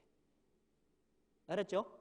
예. 그러니까 사람을 결코 자랑하는 것은 천한 것이기 때문에 버려져야 된다. 그것을 두 번째로 여러분에게 강력하게 말씀을 드립니다. 세 번째는 다른 사람을 판단하고 비방하는 거. 이번에도 계속 말씀을 어제도 드리고 그제도 드렸지만 또 나오네요. 중요한 내용이니까 고린도전서 4장으로 가봅시다. 지금 우리는 고린도전서를 통해서 계속 보고 있으니까 4장 3절부터 보겠습니다. 바울 사도가 한 말입니다. 너희에게나 다른 사람에게나 판단받는 것이 내게는 매우 작은 일이라. 나도 나를 판단치 아니하노니 내가 자책할 아무것도 깨닫지 못하나 그러나 이를 인하여 의롭다함을 얻지 못하노라. 다만 나를 판단하실 이는 주시니라. 5절 같이 읽겠습니다. 그러므로 때가 이르기 전 곧 주께서 오시기까지 아무것도 판단치 말라. 그가 어둠에 감추인 것들을 드러내고 마음의 뜻을 나타내시리니 그때에 각 사람에게 하나님께로부터 칭찬이 있으리라. 여기 보면은 바울 사도는 스스로 자기를 볼 때 자책할 것을 아무것도 찾지를 못했습니다. 그런데 그것 때문에 자기가 의롭다라고 평가받는 것은 아니다. 자기를 판단하시리는 자기가 아니라 주시니라.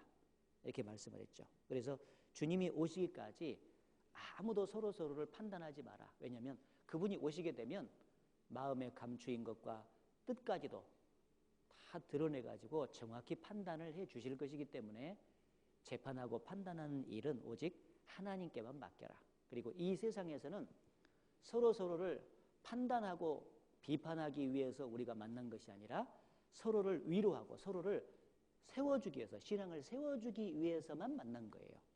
알아요? 네, 그건 틀림없죠. 그런데 마귀가요, 서로 위로하고 서로 세워주기 위해서 만났는데 그 목적을 까맣게 잊어먹게 만들어. 그리고요, 만나기만 만나면은 거기에 없는 자기하고 좀 마음에 안 드는 형제 자매라든지 자기가 또 미워하고 있는 형제 자매가 있다면 맨날 가서 그 얘기만 하는 거예요. 그게 지금 마귀의 역사에 너무 깊숙이 쓰임을 받고 하나님 보실 때 너무 천한 것이라는 것을 모르는 거예요. 모르는 거예요. 쓰임을 받고 있으면서도. 판단하고 비방하는 것은 자기 몫이 아니고 하나님 몫이에요. 야고보서. 여기 이제 고린도전서는 빨간 실로 잡아놨어요. 야고보서 3장에 만약에 우리가 판단하면 재판장 자리에 앉는 거다. 딱 그렇게 써놨어요. 하나님 자리에 앉는 거다. 야고보서 4장 11절 12절 4장 11절 12절에 보면은 형제들아 피차에 비방하지 말라. 형제를 비방하는 자나 형제를 판단하는 자는 곧 율법을 비방하고 율법을 판단하는 것이라. 네가 만일 율법을 판단하면 율법의 준행자가 아니요 재판자로다. 입법자와 재판자는 오직 하나이시니 능히 구원하시기도 하시며 멸하기도 하시느니라. 너는 누구간데 이웃을 판단하느냐. 그러니까 율법을 정한 분도 하나님이시고 율법대로 재판하시는 분도 하나님이시잖아요. 그런데 형제를 판단하고 비방을 하게 되면은 마치 율법을 판단하고 비방하는 것과 똑같아서 하나님 자리에 앉는 거다 그 말이에요. 우리가 어떻게 하나님 자리에 앉겠어요? 마귀가요, 우리가 그런 생각, 이제 말씀을 들으면 그런 마음이 들잖아요. 마귀가 자기 이치를 벗어나 가지고 하나님과 동등되려고 하다가 쫓겨났다. 그 얘기 들으면 마귀가 그놈이 그럴 수가 있어? 딱 그러는 거예요.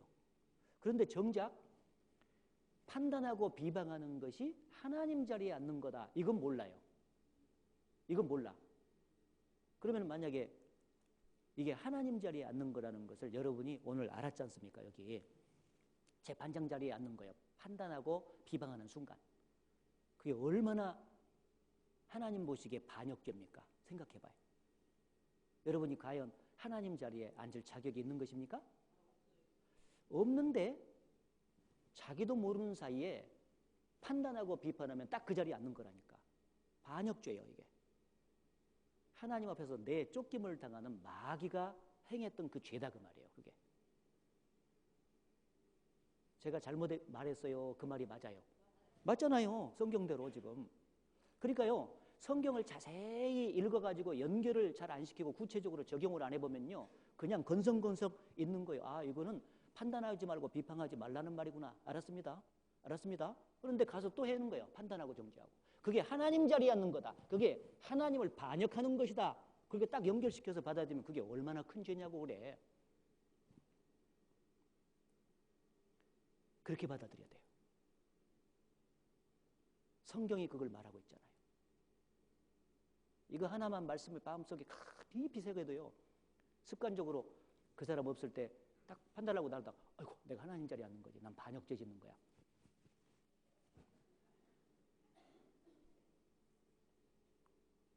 또 나중에 또 그 자리에서 습관이 붙어가지고 그래요. 자기도 모르면서 또 나오려고 그래. 아이고 방정맞아. 내가 너 때문에 이비여 입, 너 때문에 내가 죽는다 죽어 진짜. 이런 마음이 진짜 들어요. 그런 마음이 들어야 돼.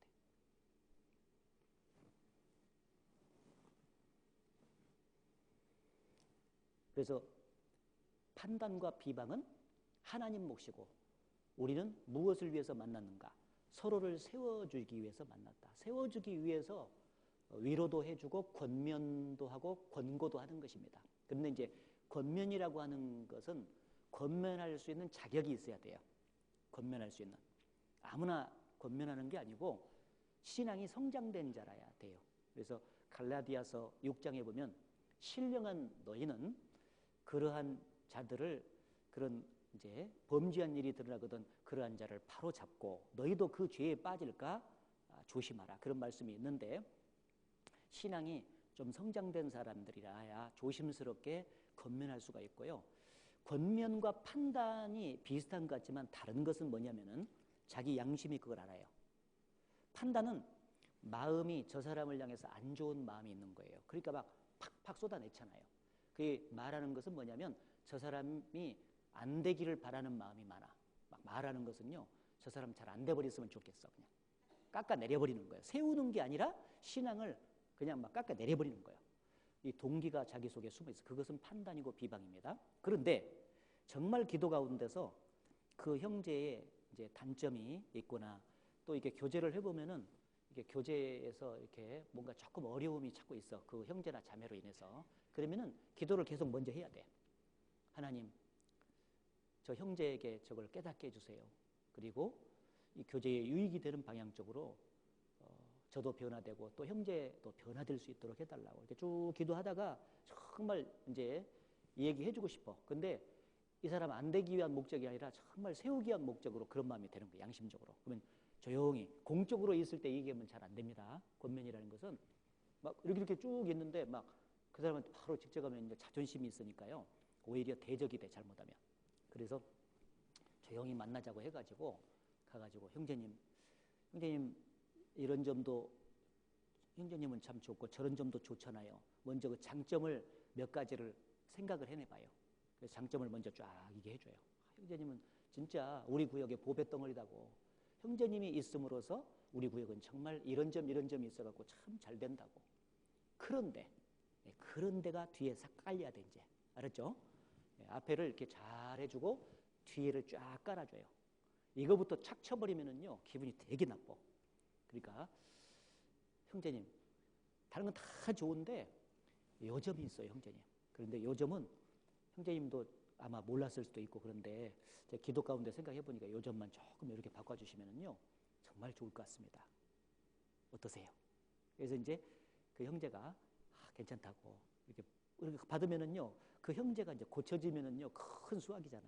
이게 이제 권면이고 권고라는 거예요. 그래서 지혜로운 자는 권면과 권고를 듣느니라 그랬어요. 미련한 사람은 안 들어요. 그런데 권면과 권고를 듣느니라 그렇게 돼 있어요. 잠언 27장에 보게 되면 면책은 숨은 사랑보다 나으니라. 친구의 충성된 권고가 향기름처럼 그렇게 아름다운 것이니라. 그런 말씀도 나오잖아요.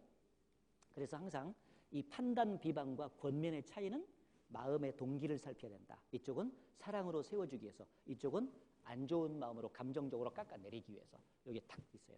이런 상태에서는 절대 권면하면 안 돼. 그건 안 됩니다. 하나님이 그걸 분명히 아시는 거거든요. 자, 세 번째 우리가 천한 것으로 버려야 될 것은 다른 사람을 판단하고 비방하는 거. 아셨죠? 자, 네 번째 버려야 될 것이 뭐냐? 하나님의 성전을 더럽히는 문제.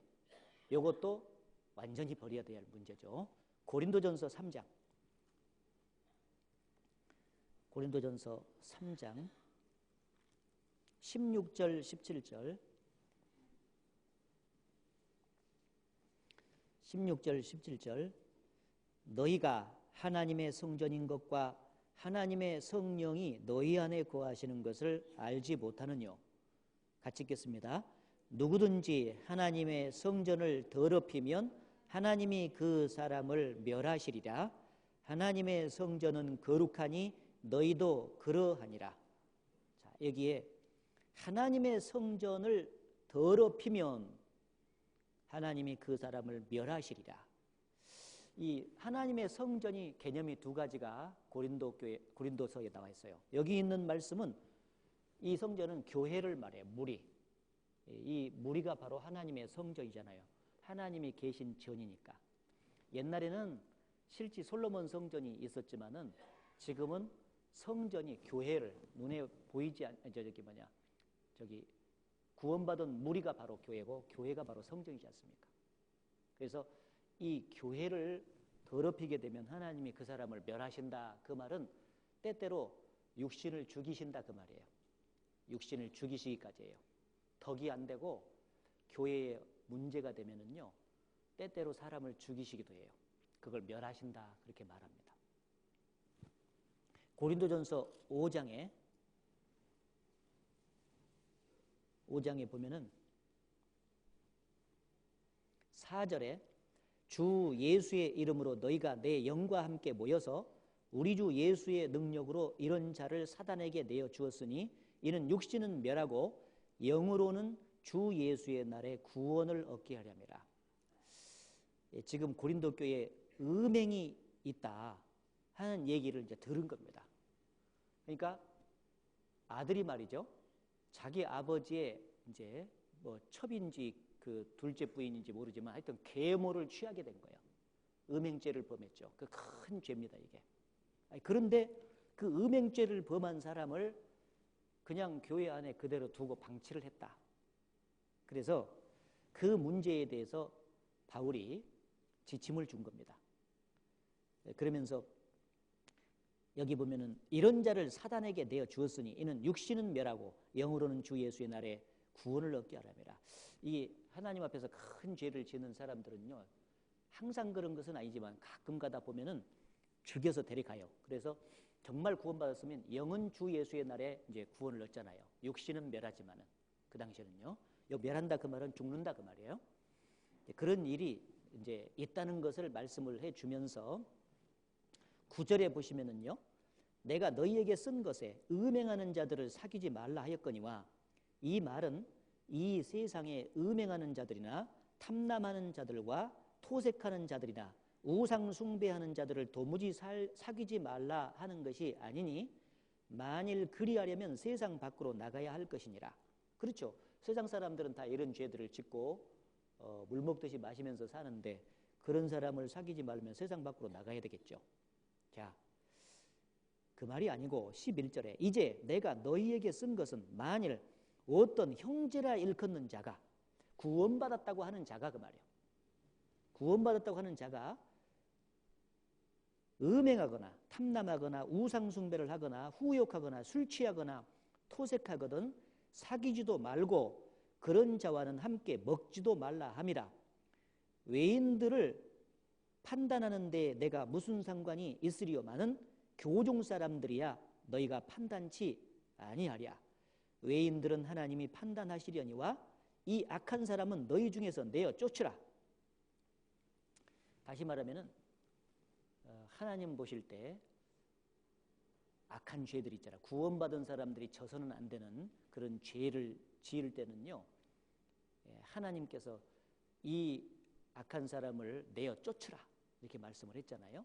그러니까 이제 때때로 이 성전을 깨끗하고 거룩하게 보호하기 위해서 하나님께서 자동적으로 우리가 모르는 사이에 이 죄들을 제거하시는 경우도 있고, 때때로는 이제 교회 안에서 근신 조치를 내리면서 일시적으로 자기가 지은 죄를 깊이 회개하고 돌아올 때까지 이 교회를 못 나오게 조치를 취하는 경우도 있고 그렇습니다.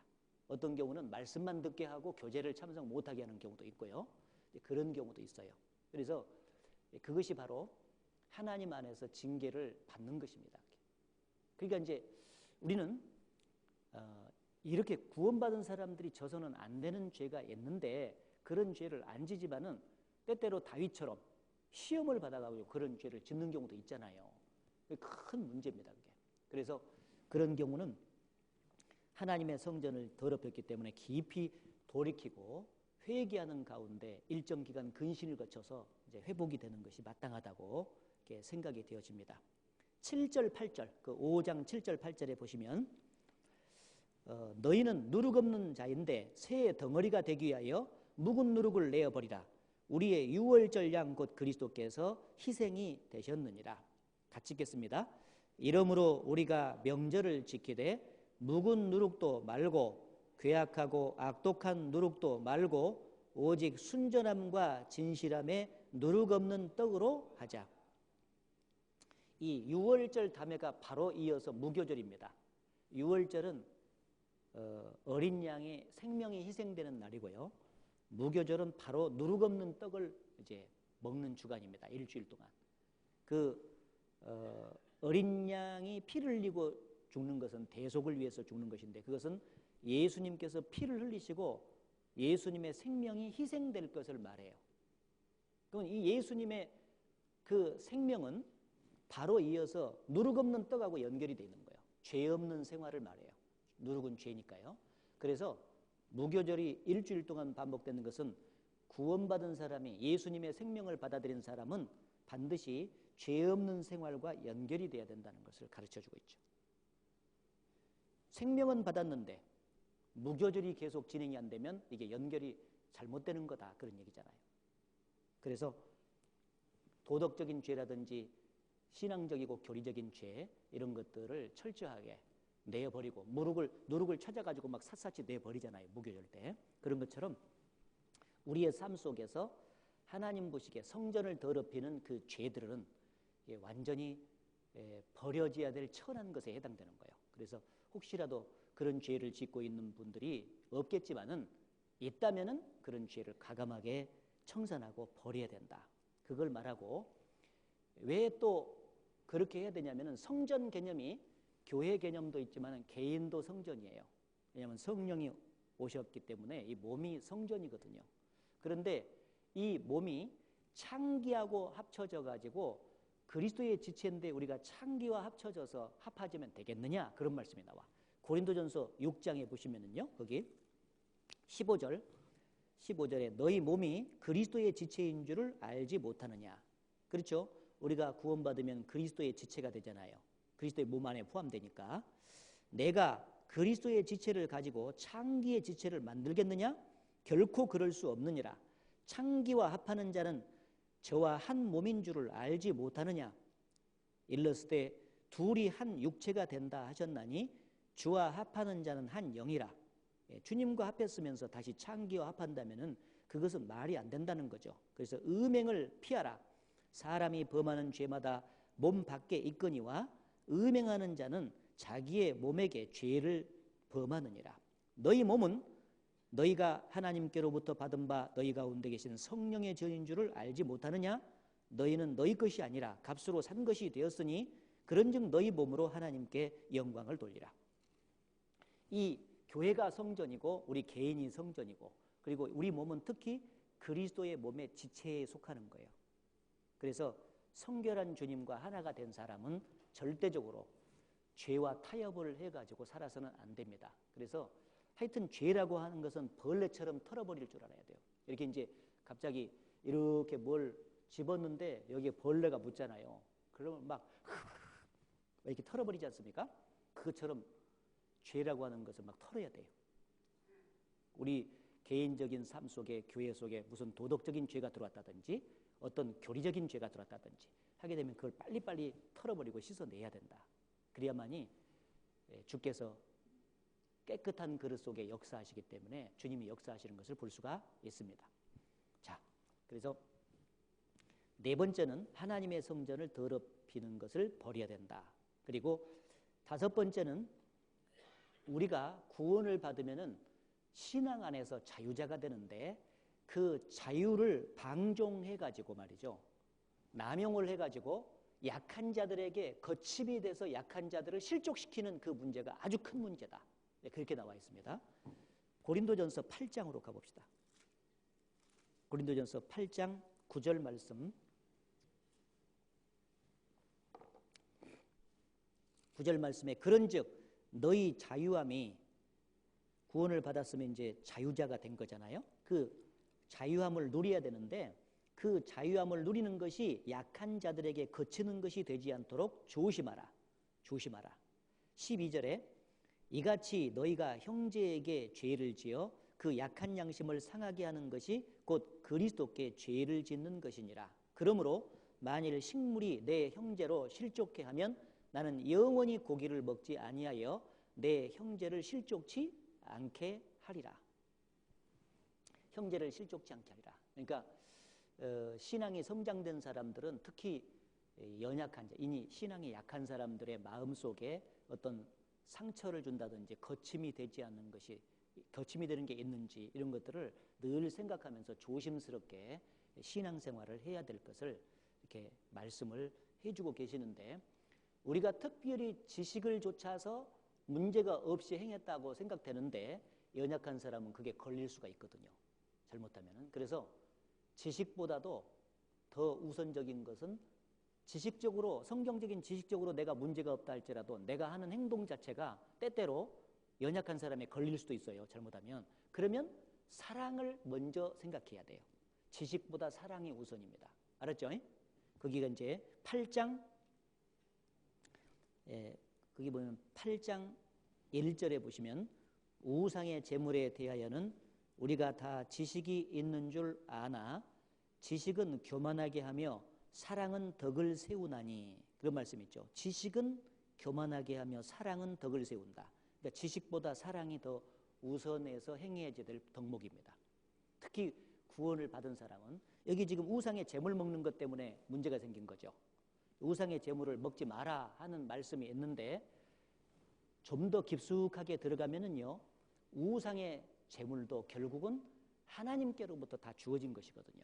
그래서 하나님께로 주어졌던 것을 하나님께로 주어졌던 것이라고 생각하면서 양심의 거리낌이 없이 그걸 먹는다고 해서 문제되는 것은 아닙니다. 그런데 우상의 제물을 먹지 마라 하신 명령이 딱 있는 거예요. 그런데 그것보다 더 고차원적인 지식을 자기가 갖고 있다고 해서 그냥 먹어버렸어.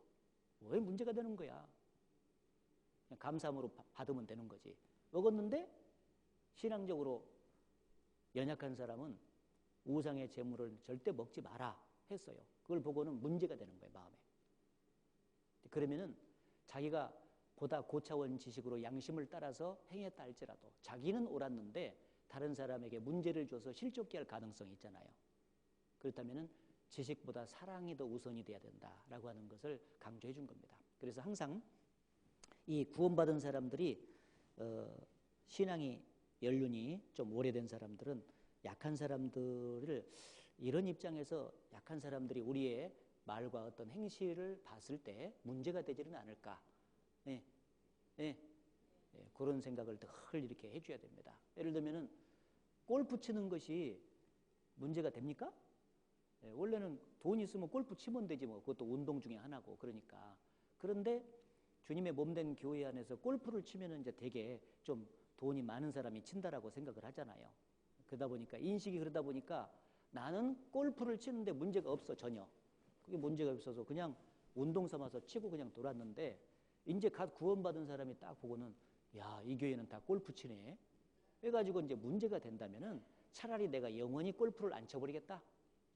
이런 심리로 항상 그 연약한 지체를 먼저 우선적으로 생각을 하면서 신앙생활을 하고 행동도 해야 된다. 그래서 어떤 나는 정당하게 행했다고 지식적으로 볼 때 문제가 없다 할지라도 연약한 지체가 좀 걸림이 될 것 같다. 그러면은 그걸 안 하는 게 좋다. 예. 예. 나 좀 봐요. 안 하는 게 좋아. 예. 그렇겠고. 그래서 이제 그런 질문을 하는 분이 있어요. 아니, 그거 꼭 골프 치는 게 그렇게 죄가 됩니까? 이제 골프를 치다가 오신 분, 구원받은 분들이 그런 질문을 할 수가 있단 말이에요, 또. 골프 얘기다가 시간 다 가겠네. 그 다음에 그래서 우리의 그 자유가 약한 자들에게 거침이 되지 않도록 하는 문제, 그 문제를 깊이 생각을 해야 됩니다. 그리고 여섯 번째로 교회를 업신여기는 문제. 고린도전서 11장으로 넘어갑시다. 고린도전서 11장, 교회를 업신여기는 문제. 20절, 11장 20절에 그런즉 너희가 함께 모여서 주의 만찬을 먹을 수 없으니 이는 먹을 때에 각각 자기의 만찬을 먼저 갖다 먹으므로 어떤 이는 시장하고 어떤 이는 취함이라. 같이 읽겠습니다. 너희가 먹고 마실 집이 없느냐? 너희가 하나님의 교회를 업신여기고 빈궁한 자들을 부끄럽게 하느냐? 내가 너희에게 무슨 말을 하랴? 너희를 칭찬하랴? 이것으로 칭찬하지 않노라. 자, 여기 보게 되면은 옛날에 만찬을 먹을 때 자기 집에서 각각 가졌던 모양이에요. 가졌는데 때가 돼서 다 사람이 올 때까지 기다렸다가 같이 먹으면 나눠 먹으니까 좋잖아요. 그런데 가난한 사람도 있고 조금 경제적으로 괜찮은 사람도 있고 그랬던가 봐요. 근데 가난한 사람은 다 싸우지를 못하고 그러니까 조금 경제적으로 있는 사람들은 도시락을 싸우고 막 싸우니까요. 그것을 먹고 배부르고 어떤 사람은 취하기까지 하고 막 그런 거예요. 그것을 경제적으로 어렵고 도시락 못 싸운 사람들은 만찬을 못 싸운 사람들은 얼마나 힘들겠습니까? 그런 가운데 속에서 문제가 생기는 것을 바울이 듣고 지금 얘기하는 거예요. 그것은 너희가 하나님의 교회를 업신여긴 것이다. 이 하나님의 교회를 업신여기는 그 말과 행동이 우리에게 나오면 안 되거든요. 그걸 버려줘야 돼요. 이 하나님의 교회를 업신여기게 되는 행동이 나오게 되는 그 이유가 두 가지가 있어요. 하나는 이 교회 안에 지금 주님이 함께 두루 역사하시고 같이 계신다는 것을 잊어버리게 되면은 사람들만 있다고 생각하는 거예요. 교제를 할 때도. 그러면은요, 업신여기는 말과 행동이 나올 수 있어요. 함부로 말과 행동을 하는 게 업신여기는 거잖아요. 그 무리를 업신여기는 거거든요. 근데 성경은 틀림없이 두세 사람이 내 이름으로 모인 곳에 나도 그들 중에 있다고 말씀했고, 예수께서 승천하시기 전에 제자들에게 볼지어다 내가 세상 끝날까지 너희와 항상 함께 있으리라고 약속했고, 그리고 광야 생활 중에 끊임없이 구름 기둥과 불 기둥으로 인도를 하셨지 않습니까? 그렇죠? 예, 구름 기둥과 불 기둥을 늘 보여준 이유는 신약 시대의 교회 가운데 구름 기둥과 같은 성령이 늘 함께 계시는 것을 믿으라고 그렇게 그림처럼 보여준 거거든요. 한 번도 구름 기둥과 불 기둥이 떠난 적이 없어요. 40년 동안. 그것은 이 무리 가운데 지금도 주님이 살아 계신다는 거예요. 계속 계셔요. 지금도 역사하고 계시죠. 그러면 나를 구원해 주신 하나님께서 함께 계신 그 자리에서 어떻게 말과 행동을 함부로 할 수 있겠습니까? 한번 생각해 봐요. 눈에 안 보이니까 지금 사람만 있다고 생각하니까 함부로 말도 하고 함부로 행동함으로써 교회라고 하는 하나님의 교회를 업신여긴다는 말이에요. 사람 교회가 아니거든요. 하나님의 교회인데 그 하나님의 교회를 업신여기는 그 행동이 나올 수 있다. 그러니까 이 교회가 자유로움이 항상 있습니다. 친밀하고 자유로움이 있지만은 그 자유로움 속에서도 세상과 다른 것은 경건함이 같이 흘러줘야 되거든요. 그렇지 않습니까? 서로 교제를 하는 가운데 자유로운 모임 속에서도 세상 모임처럼 막 말을 함부로 한다든지 그 세상의 진한 농담 같은 거 있잖아요. 그것을 함부로 해버린다든지 그러면 안 되거든요. 아무리 친밀한 관계 속에서도 어느 정도의 절제력은 보여줘야 돼요. 세상 사람이 들어왔을 때 이 정도는 그리스도의 모임답다라고 그냥 인정을 해줄 정도를 넘어가서는 안 되잖아요.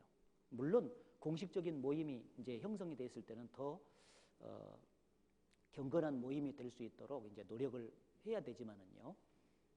친밀한 가운데서도 주님이 같이 계시기 때문에 어느 정도의 한계는 있다는 거. 유머 같은 것은 괜찮습니다. 유머는 괜찮은데 예를 들어서 막 너무 세속적인 그 막 농담 같은 것은 성경이 하지 말라고 했잖아요. 희롱의 말 같은 거 있잖아요. 그것은 이제 안 되는 거예요. 그래서 이제 그런데 막 이 모임 가운데서 말이죠. 주님이 지금 함께 같이 계신데 자기 마음에 안 맞는다고 해서 막 화를 내본다든지 그 모임에서 말이죠.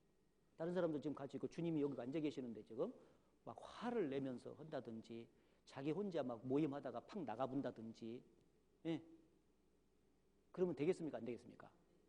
그런 일은 세상에서도 잘 없어요. 세상에 기업체 같은 데 가가지고 회장님을 중심으로 해서 모임을 한 거 딱 해봐요.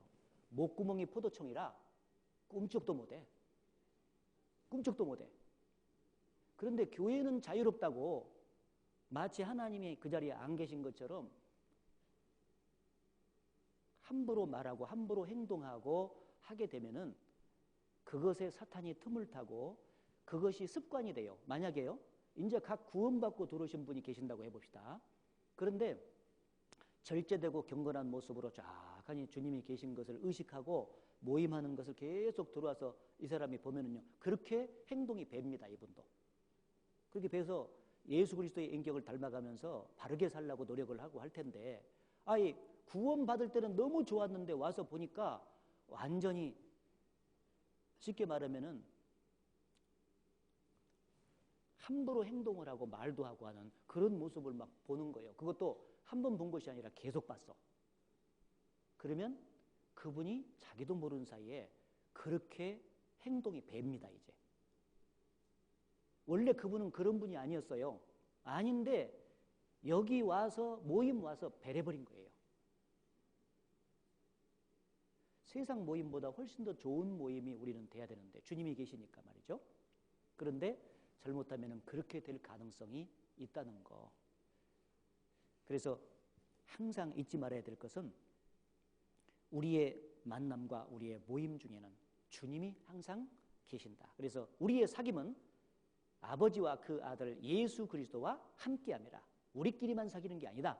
그 가운데 항상 주님이 같이 계신다 하는 것을 잊지 않을 때 되도록이면 경건한 모임을 하려고 노력을 하고 절제된 가운데서 주님의 영광을 높이는 모임이 되도록 노력을 하게 될 것이다. 그런 얘기고 또 하나는 업신여기게 되는 그 교회를 업신여기게 되는 그 이유 중에 하나는 익숙해지면 그래요. 익숙해지면 사람이라든가 환경이라든가 그 다음에 어떤 일 자기가 하고 있는 일이 익숙하지 못할 때는 조심을 하게 됩니다. 처음에는요. 그런데 익숙해지면은요 자기도 모르는 사이에 마음의 빗장이 풀어져 가지고 그게 행동이 풀어진 채 이제 나오는 거예요. 아비나답의 집에 여호와의 언약궤가 블레셋에 뺏긴 것을 가져가지고 이제 아비나답 집에 들어왔는데 20년 동안 그 아비나답 집에 머문 거예요. 나중에 이제 다윗이 이제 성전을 건축하려고 이제 준비를 하는 과정 속에서 그걸 옮겼는데 20년 동안 들었는데 그 아비나답의 두 아들이 말이죠. 우사하고 아요였습니다. 우사, 아요. 그런데 이 두 아들이 어떤 일이 있었냐면은 처음에 언약궤가 딱 들어올 때면요. 얼마나 그 신비스럽겠습니까? 하나님의 언약궤. 그걸 만지거나 그걸 뚜껑을 열어서 들어보면 바로 죽는다고 성경에 돼 있거든요. 법이 그래. 그래서 너무 두려운 채 거기를 안 가려고 했을 겁니다. 그런데 이제 매일같이 보는 거예요. 그거를. 보니까 처음에는 그것을 보기만 해도 막 두렵고 떨렸는데 시간이 가니까 항상 있는 그 자리에 계속 있거든. 익숙해지는 거예요. 익숙해지다 보니까 나중에 이제 그 언약궤를 이동을 해가지고 예루살렘으로 옮기는 과정 속에서 법궤를 메고 가야 되는데 이제 수레에 싣고 갔어요. 그것이 합당치 않아 가지고 소가 막 탁 뛰니까요. 이 언약궤가 막 엎어지려고 하는 거예요. 순간적으로 언약궤 붙잡으면 안 되거든요. 탁 가서 붙잡고 하니까요. 하나님께서 우사를 쳐서 바로 죽이셨단 말이에요. 그게 왜 그런 현상이 생기냐면요. 익숙해지면 그래요. 익숙해지는 것이 좋은 거거든요. 왜냐하면 친밀해지고 어떤 봉사의 일도 익숙해야만이 잘할 수 있고 분위기도 익숙해져야만이 좋잖아요. 낯선 것보다는 훨씬 낫습니다. 신앙생활 하면. 그리고 점점 익숙해지도록 돼 있어요. 모든 일이. 그런데 문제는 그 익숙해지는 가운데서도 하나님 앞에서의 경건함, 그것은 잊어서는 안 돼요. 익숙해져도 주님과 함께하는 일이고 주님과 함께하는 장소고 주님과 함께하는 분위기입니다. 우리는. 그렇기 때문에 그 주님이 같이 계신다는 것을 늘 인식하고 같이 한다면은 이 분위기를 잘 유지해서 하나님의 교회를 업신여기기보다도 하나님의 교회를 존중하고 그리고 말씀을 존중하고 하나님을 높이는 그런 교회가 될 것이라고 믿습니다. 그래서 버려야 될 것 몇 가지 쫙 말씀을 드렸죠. 네, 6가지. 이제 조금 남아있는 시간에 붙잡아야 될 것을 간단하게 이렇게 말씀을 조금씩 드려볼 테니까 메모를 해서 고린도전서를 읽을 때는 꼭 붙잡아야 될 것이 무엇인지 이제 묵상을 많이 해보시기 바랍니다. 자, 붙잡아야 될 것, 취해야 될 것 첫 번째는 복음과 복음 전도. 이 복음과 복음 전도는 반드시 붙잡아야 되고 그것을 취해야 될 부분이죠. 고린도전서 1장으로 가보겠습니다. 고린도전서 1장 17절 그리스도께서 나를 보내심은 세례를 주게 하려 하심이 아니요 오직 복음을 전케 하려 하심이니 말의 지혜로 하지 아니함은 그리스도의 십자가가 헛되지 않게 하려 함이라. 십자가의 도가 멸망하는 자들에게는 미련한 것이요 구원을 얻는 우리에게는 하나님의 능력이라. 21절 같이 읽겠습니다. 하나님의 지혜에 있어서는 이 세상이 자기 지혜로 하나님을 알지 못하는 고로 하나님께서 전도에 미련한 것으로 믿는 자들을 구원하시기를 기뻐하셨도다. 자, 여기 보면은 세례를 주는 일보다도 복음 전하는 것을 더 중요시 여긴 바울의 모습이 17절에 나와 있죠. 교회 안에 여러 가지 행사도 있고 어떤 의식도 있고 그렇습니다. 그런데 그것보다 더 중요한 게 뭐냐? 세상의 죄인들에게 복음을 전해서 구원받게 하는 일이 가장 중요한 일이에요. 그래서 그것을 마음속에서 쭉 추구하는 겁니다. 그래서 이 복음 전하는 일이 왜 앞으로 우리가 주님 앞에 갈 때까지 해야 될 일 중에서 제일 중요한 일이 되는 것이냐? 그 이유는 이 십자가의 도를 통해서만 구원을 받기 때문에 복음 그리고 하나님께서 사람을 구원하는 방법을 전도로만 딱 정했기 때문에 그죠? 전도에 미련한 것 세상 사람들이 볼 때는 그 전도하는 것을 미련하게 보지만은 그 방법으로만 사람을 유일하게 구원하신다고 정했거든요. 그러니까 복음 전도가 중요하죠. 그리고 더 나아가서 이 복음 전도를 할 때 우리의 삶이 정말 활력이 있어요. 사실 그 하나님의 사랑을 우리가 운운하고 있지만은요, 이 신앙생활 중에서 여러 가지 경우에 하나님의 사랑을 느낄 수는 있을 겁니다. 그런데 진짜 하나님의 사랑을 내가 실질적으로 체험하는 때는 복음 전할 때예요. 복음을 전하는 과정 속에서 십자가에 달리신 예수 그리스도를 많이 생각하게 되거든요. 그 복음이 쉽게 전해지지 않지 않습니까? 그 과정 속에 한 사람의 그 영혼을 구원하기 위해서 십자가를 지셨던 예수 그리스도의 인내와 그 예수 그리스도의 그 사랑이 가장 많이 느껴지죠. 그래서 그 복음 전도를 통해서 하나님의 사랑이 가장 크게 느껴지기 때문에 그런 목적을 위해서도 복음 전도를 붙잡는 그런 삶을 이제 살아야 된다.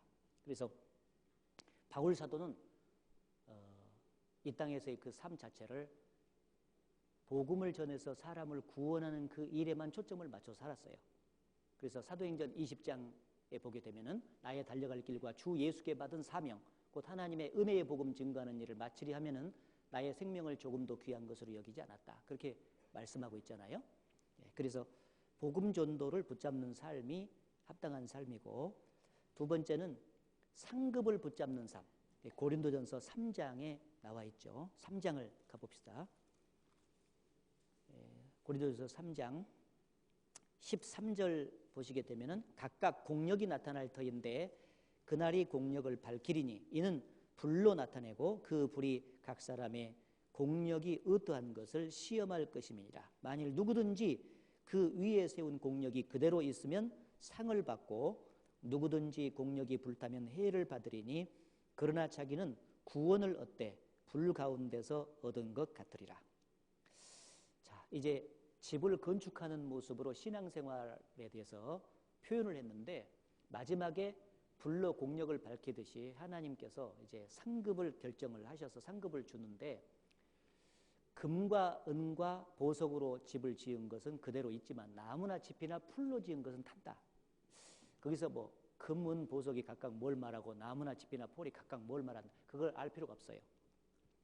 요약하면 금은 보석은 하나님의 말씀을 순종했던 것은 다 상으로 가고 그 말이에요. 불순종했던 것은 나무나 짚이나 풀입니다. 그건 다 불타지 않습니까? 그러니까 불순종했던 것은 상이 안 되고 순종했던 것만 상이 되는 것입니다. 그래서 우리는 이 상에 대해서 정말 확고하게 그 상을 추구하는 마음이 있어야 돼요. 어떤 분들은 은혜에 보답해서 감사하는 마음으로 우리가 열심히 신앙생활을 하고 주님의 일을 하지 뭐 상을 많이 받으려고 하는 줄 아냐고. 상을 받으려고 하는 것은 그것은 개인적인 욕심일 거라고. 아닙니다. 구원의 은혜에 보답하는 마음으로 열심히 주를 위해서 살기도 해야 되지만 정상적인 신앙은 상을 반드시 바라봐야 돼요. 그래서 우리가 이 땅에서 뭐 다른 욕심은 다 버려도 상 좀 많이 받아야 되겠다 하는 욕심은 정말 갖는 게 필요하죠. 예. 상. 나 좀 봐요. 상. 예. 상. 예. 다들 눈이 조금씩은 개슴츠레해져가는 이 순간 상하면 눈이 번쩍 떠야 되는데 그렇죠? 상에 대한 욕심은 가져야 됩니다. 알았죠? 예? 그래서 바울 사도도 항상 뒤에 있는 것은 잊어버리고 위에서 부르신 부름의 상을 위하여 쫓아가노라. 상 받기 위해서 하고, 그 다음에 모세도 이는 상 주심을 바라봅니다. 항상 이 땅에서 좀 고난을 잘 견디고 어려움을 잘 극복하고 했었던 동기는 이 고난 건너편에, 어려움 건너편에 이걸 잘 극복했을 때 영광이 더 크다는 것을 틀림없이 그는 믿었기 때문에 고난을 잘 참았던 겁니다. 그래서 상을 추구하는 마음을 그걸 붙잡아야 된다. 그렇게 말씀했고, 세 번째는 자기의 위치를 잘 지키면서 사는 생활, 그걸 붙잡아야 돼요. 고린도전서 7장을 찾아봅시다. 고린도전서 7장 17절 7장 17절에 보시면 오직 주께서 각 사람에게 나눠주신 대로 하나님이 각 사람을 부르신 그대로 행하라. 내가 모든 교회에서 이와 같이 행하노라. 자, 여기 각 사람을 부르신 그대로 교회 안에서 행하라. 그 말씀이 있고요.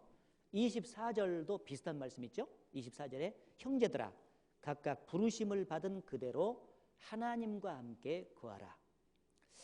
자, 부르심을 받은 그대로 행하라. 그 말은 자기 위치를 지켜야 된다. 그런데 앞에 읽은 말씀은 주님의 몸된 교회 안에서 신앙적인 위치를 지키는 걸 말하고요. 뒤에 있는 부르심을 받은 그대로 이제 행하라 그 말은 세상 안에서 육신적인 위치를 지키는 걸 말해요. 육신적인 위치라고 하는 것은 세상에서 이제 살아가면서 가정 생활도 해야 되고 직장 생활도 해야 되고 그렇죠? 예. 그러면 그 가정 생활과 직장 생활 속에서 각각이 자기가 처한 위치가 있습니다. 근데 그 위치를 떠나지 말고 그 위치를 잘 지키면서 신앙생활을 할 것. 교회 안에서도 자기 위치가 딱 있죠. 그 위치를 잘 지키면서 신앙생활을 해야 될 것. 그것을 두 가지를 한꺼번에 이렇게 주문한 것입니다. 그래서 구원을 딱 받으면 제일 먼저 지켜야 되는 그 위치가 요한복음 15장 3절에 보면은 내가 일러준 말로 이미 깨끗하였으니 너희는 어떻게? 내 안에 거하라. 자, 주님 안에 구원받은 사람이 거하는 게 첫 번째 신앙적인 위치예요. 주님 안에 거하라. 그러면 주님은 눈에 보이지 않는데 어떻게 하는 게 주님 안에 거하는 것이냐? 뒤에 보면은 내가 내 말이 너희가 내 안에 거하고 내 말이 너희 안에 거하면 무엇이든지 원하는 대로 구하라. 그리하면 이루리라. 그 기도의 약속을 하면서 말씀을 강조를 했잖아요. 그죠? 예. 첫 번째는 말씀 안에 거하는 것, 말씀을 묵상하고 그 말씀을 통해서 나타난 하나님의 뜻에 순종하는 삶을 사는 것이 첫 번째 주님 안에 거하는 것입니다. 아셨죠? 예. 그러니까 말씀을 떠나서는 주님 안에 거할 수가 없어요. 두 번째는 주님의 몸된 교회 안에 거하는 것이 곧 주님 안에 거하는 거예요. 그건 설명할 필요 없죠? 예. 머리 대신 주님의 몸 안에 내가 붙어 있어서 그 안에 거할 때 떠나면은 정상적으로 공급도 못 받고요. 보호하심도 못 받아요. 그래서 그 몸된 교회 안에 거하는 것이 붙어 있는 것이 곧 주님 안에 거하는 것이고 세 번째는 새 계명을 너희에게 주노니 서로 사랑하라. 사랑하라는 명령을 실천하는 그 가운데 있으면 그것이 곧 주님 안에 거하는 거예요. 그 뒤에 보면은 요한복음 15장에 그 세 가지가 이렇게 순서적으로 딱 나오거든요. 예. 예. 크게 좀 해봐요. 예. 예. 자, 이제 조금 남았어요. 조금 남았어. 정리를 앞에 부분에 부정적인 의미 그것이 우리에게 쩔어 있을 수 있거든요. 그래서 조금 길게 있기 때문에 긍정적인 것은 우리가 잘 알고 있어서 조금씩만 제가 터치를 해가고 정리를 해주고 있는 것입니다. 좋죠? 예. 자, 뭐까지겠지? 신앙적인 위치가 주님 안에 거하라. 그 구체적인 것은 말씀 안에, 교제 안에, 사랑 안에 거하는 것이 곧 주님 안에 거하는 위치다라고 말씀드렸죠. 그리고 동시에 주님의 몸된 교회 안에서 자기에게 맡겨진 직분이 있잖아요. 그 직분을 떠나지 않고 잘 삼가 이루는 것이 곧 주님 안에 거하는 네 번째인 것입니다. 아셨죠? 예. 자, 이제 세상으로 갔습니다. 세상으로 가면 가정 안에서 직장 생활 속에서 위치가 지켜야 될 위치가 서로 다 성경에 나와 있죠. 그렇죠? 뭐 부모 자식 간에 있으면 부모로서의 위치, 자식으로의 위치. 이제 그다음에 남편과 아내 사이면은 남편으로서의 위치, 아내로서의 위치. 그런 거 다 있죠? 예, 그거 전부 다 지켜야 됩니다. 그것도 세상 안에서 우리가 지켜야 될 육신적인 위치라 그래요. 예, 그것도 같이 지키라고 돼 있어. 이제 직장 생활을 하게 되면은 상사가 있고 그 밑에 우리는 종이자 사원 정도로 이제 가서 들어가 있잖아요.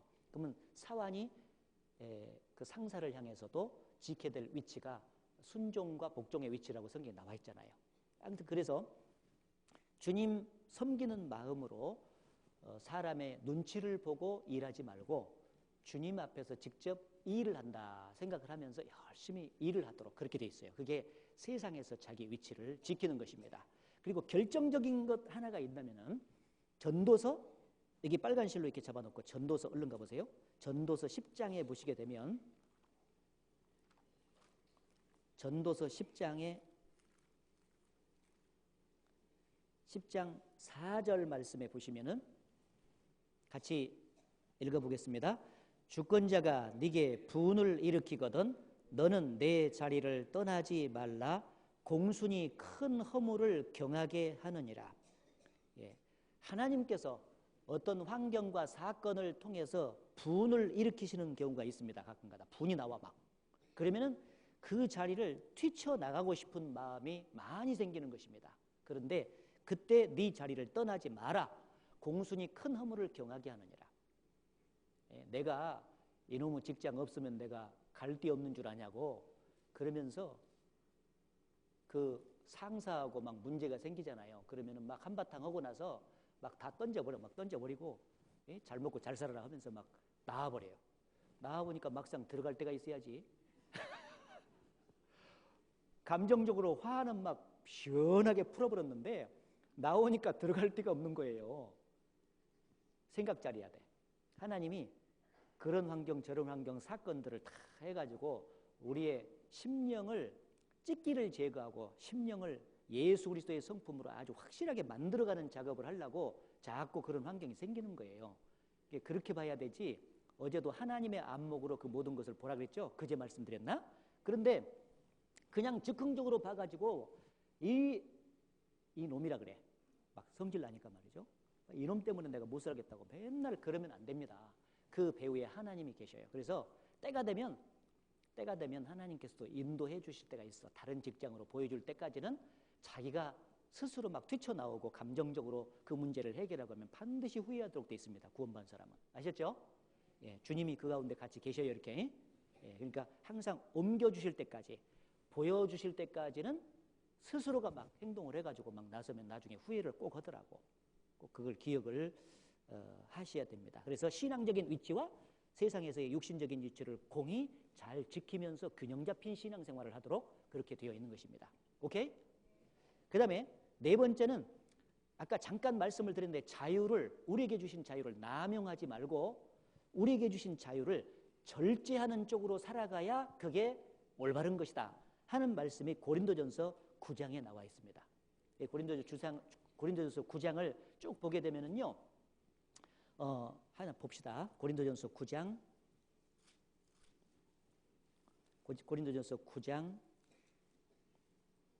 11절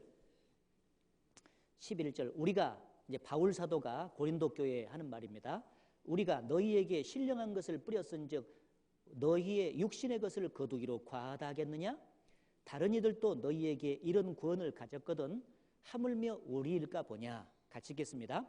그러나 우리가 이 구원을 쓰지 아니하고 범사에 참는 것은 그리스도의 복음에 아무 장애가 없게 하려 함이로다. 자, 여기는 자유를 절제하는 것의 모델이 먼저 앞에 나와 있고 그 절제의 목적이 나와 있고 그리고 절제를 했을 때 하나님께서 주시는 보상이 딱 나와 있어. 세 가지가. 모범적인 사례, 목적, 보상. 이게 순서적으로 고린도서 9장에 쫙 나와 있는데 사례가 뭐냐면은 내가 일할 권이 없겠느냐? 일하지 아니할 권이 없겠느냐? 내가 먹고 마실 권이 없겠느냐? 내가 베드로처럼 아내를 데리고 다닐 권이 없겠느냐? 이 말은 이 고린도 교회 사람들이 바울 사도가 저거 먹고 살기 위해서 저렇게 복음을 전한다고 얘기도 하고 바울 사도는 12사도 중에 포함이 안 되니까 사도가 아니라고 막 이렇게도 하고 와서 막 비난도 하고 막 그랬다니까요. 그러니까 그 마음이 얼마나 아팠겠어요. 그러니까 이제 이 말을 쓴 거예요. 차라리 내가 그 열심히 복음을 전하는 과정 속에서 신령한 것을 뿌림으로써 육신의 것을 보상받는 그런 것들이 당연하지만은 내가 차라리 먹고 살기 위해서 저렇게 복음 전한다고 하니까 그래서 바울이요 다른 교회에서는 그 자기가 복음을 전했을 때 그 교회 가운데서 이렇게 육신의 필요를 채워준 것을 받았지만은 고린도 교회는 안 받아버렸어. 왜 그러냐면은 그것 때문에 막 비난을 하니까 그래 알았다. 내가 먹고 살기 위해서 그거 하는 거 아니야. 나 먹고 사는 문제 때문에 했으면 진작 포기했어. 나 복음을 내가 깨달았기 때문에 나 복음 하나 전하려고 그런 것이야. 그래서 장막 깁는 일을 했잖아. 장막 깁는 복음 전하는 게 막 쉬운 일은 아니잖아요. 근데 장막 깁는 일을 하고 저녁에 와서 복음 전하고 기도하고 막 복음 전하고 막 하다 보니까 너무 피곤해도 그 일을 했다고 돼 있어. 그러니까 이 말은 뭔 말이냐면은 어쨌든지 간에 우리에게 주신 그 자유가 있지만은 그 자유를 최대한 절제하면서 우리가 이제 이런 대표적인 케이스를 얘기했지만은 다른 경우에도 하여튼 이 자유를 좀 절제하면서 이렇게 사용을 했으면 좋겠다. 그 목적은 단 하나, 복음을 조금이라도 더 많이 전하기 위해서. 그래서 고린도전서 9장에도 보면은 내가 자유를 얻었지만은 모든 사람에게 스스로 종이 된 것은 더 많은 사람을 얻고자 함이라. 유대인에게는 유대인같이, 율법이 있는 자에게는 있는 자같이, 없는 자에게는 없는 자같이, 내가 여러 사람에게 여러 모양이 된 것은 아무쪼록 몇몇 사람을 구원코자 함이니. 복음을 전하기 위한 목적이라면은 내 자유도 좀 포기하고 그리고 절제하고 그렇게 해서 산다면은 한 사람이라도 더 나의 자유절제의 포기를 통해서 구원받을 수 있다면 얼마나 그게 큰 것이냐, 그런 얘기죠. 우리가 말이죠, 구원을 받았기 때문에 세상에 가서도 자유롭게 살 수 있다고 말할 수 있잖아요. 죄가 안 되는 한 우리가 세상에서 누리면서 살 수도 있어요. 그렇죠? 죄가 안 되는 한. 그러나 그 세상에서 나가가지고 쓸 것을, 나를 위해서, 육신의 만족을 위해서 쓸 것을 최대한 줄여가지고 절제를 하고 어느 정도 그걸 남기고, 그렇잖아요?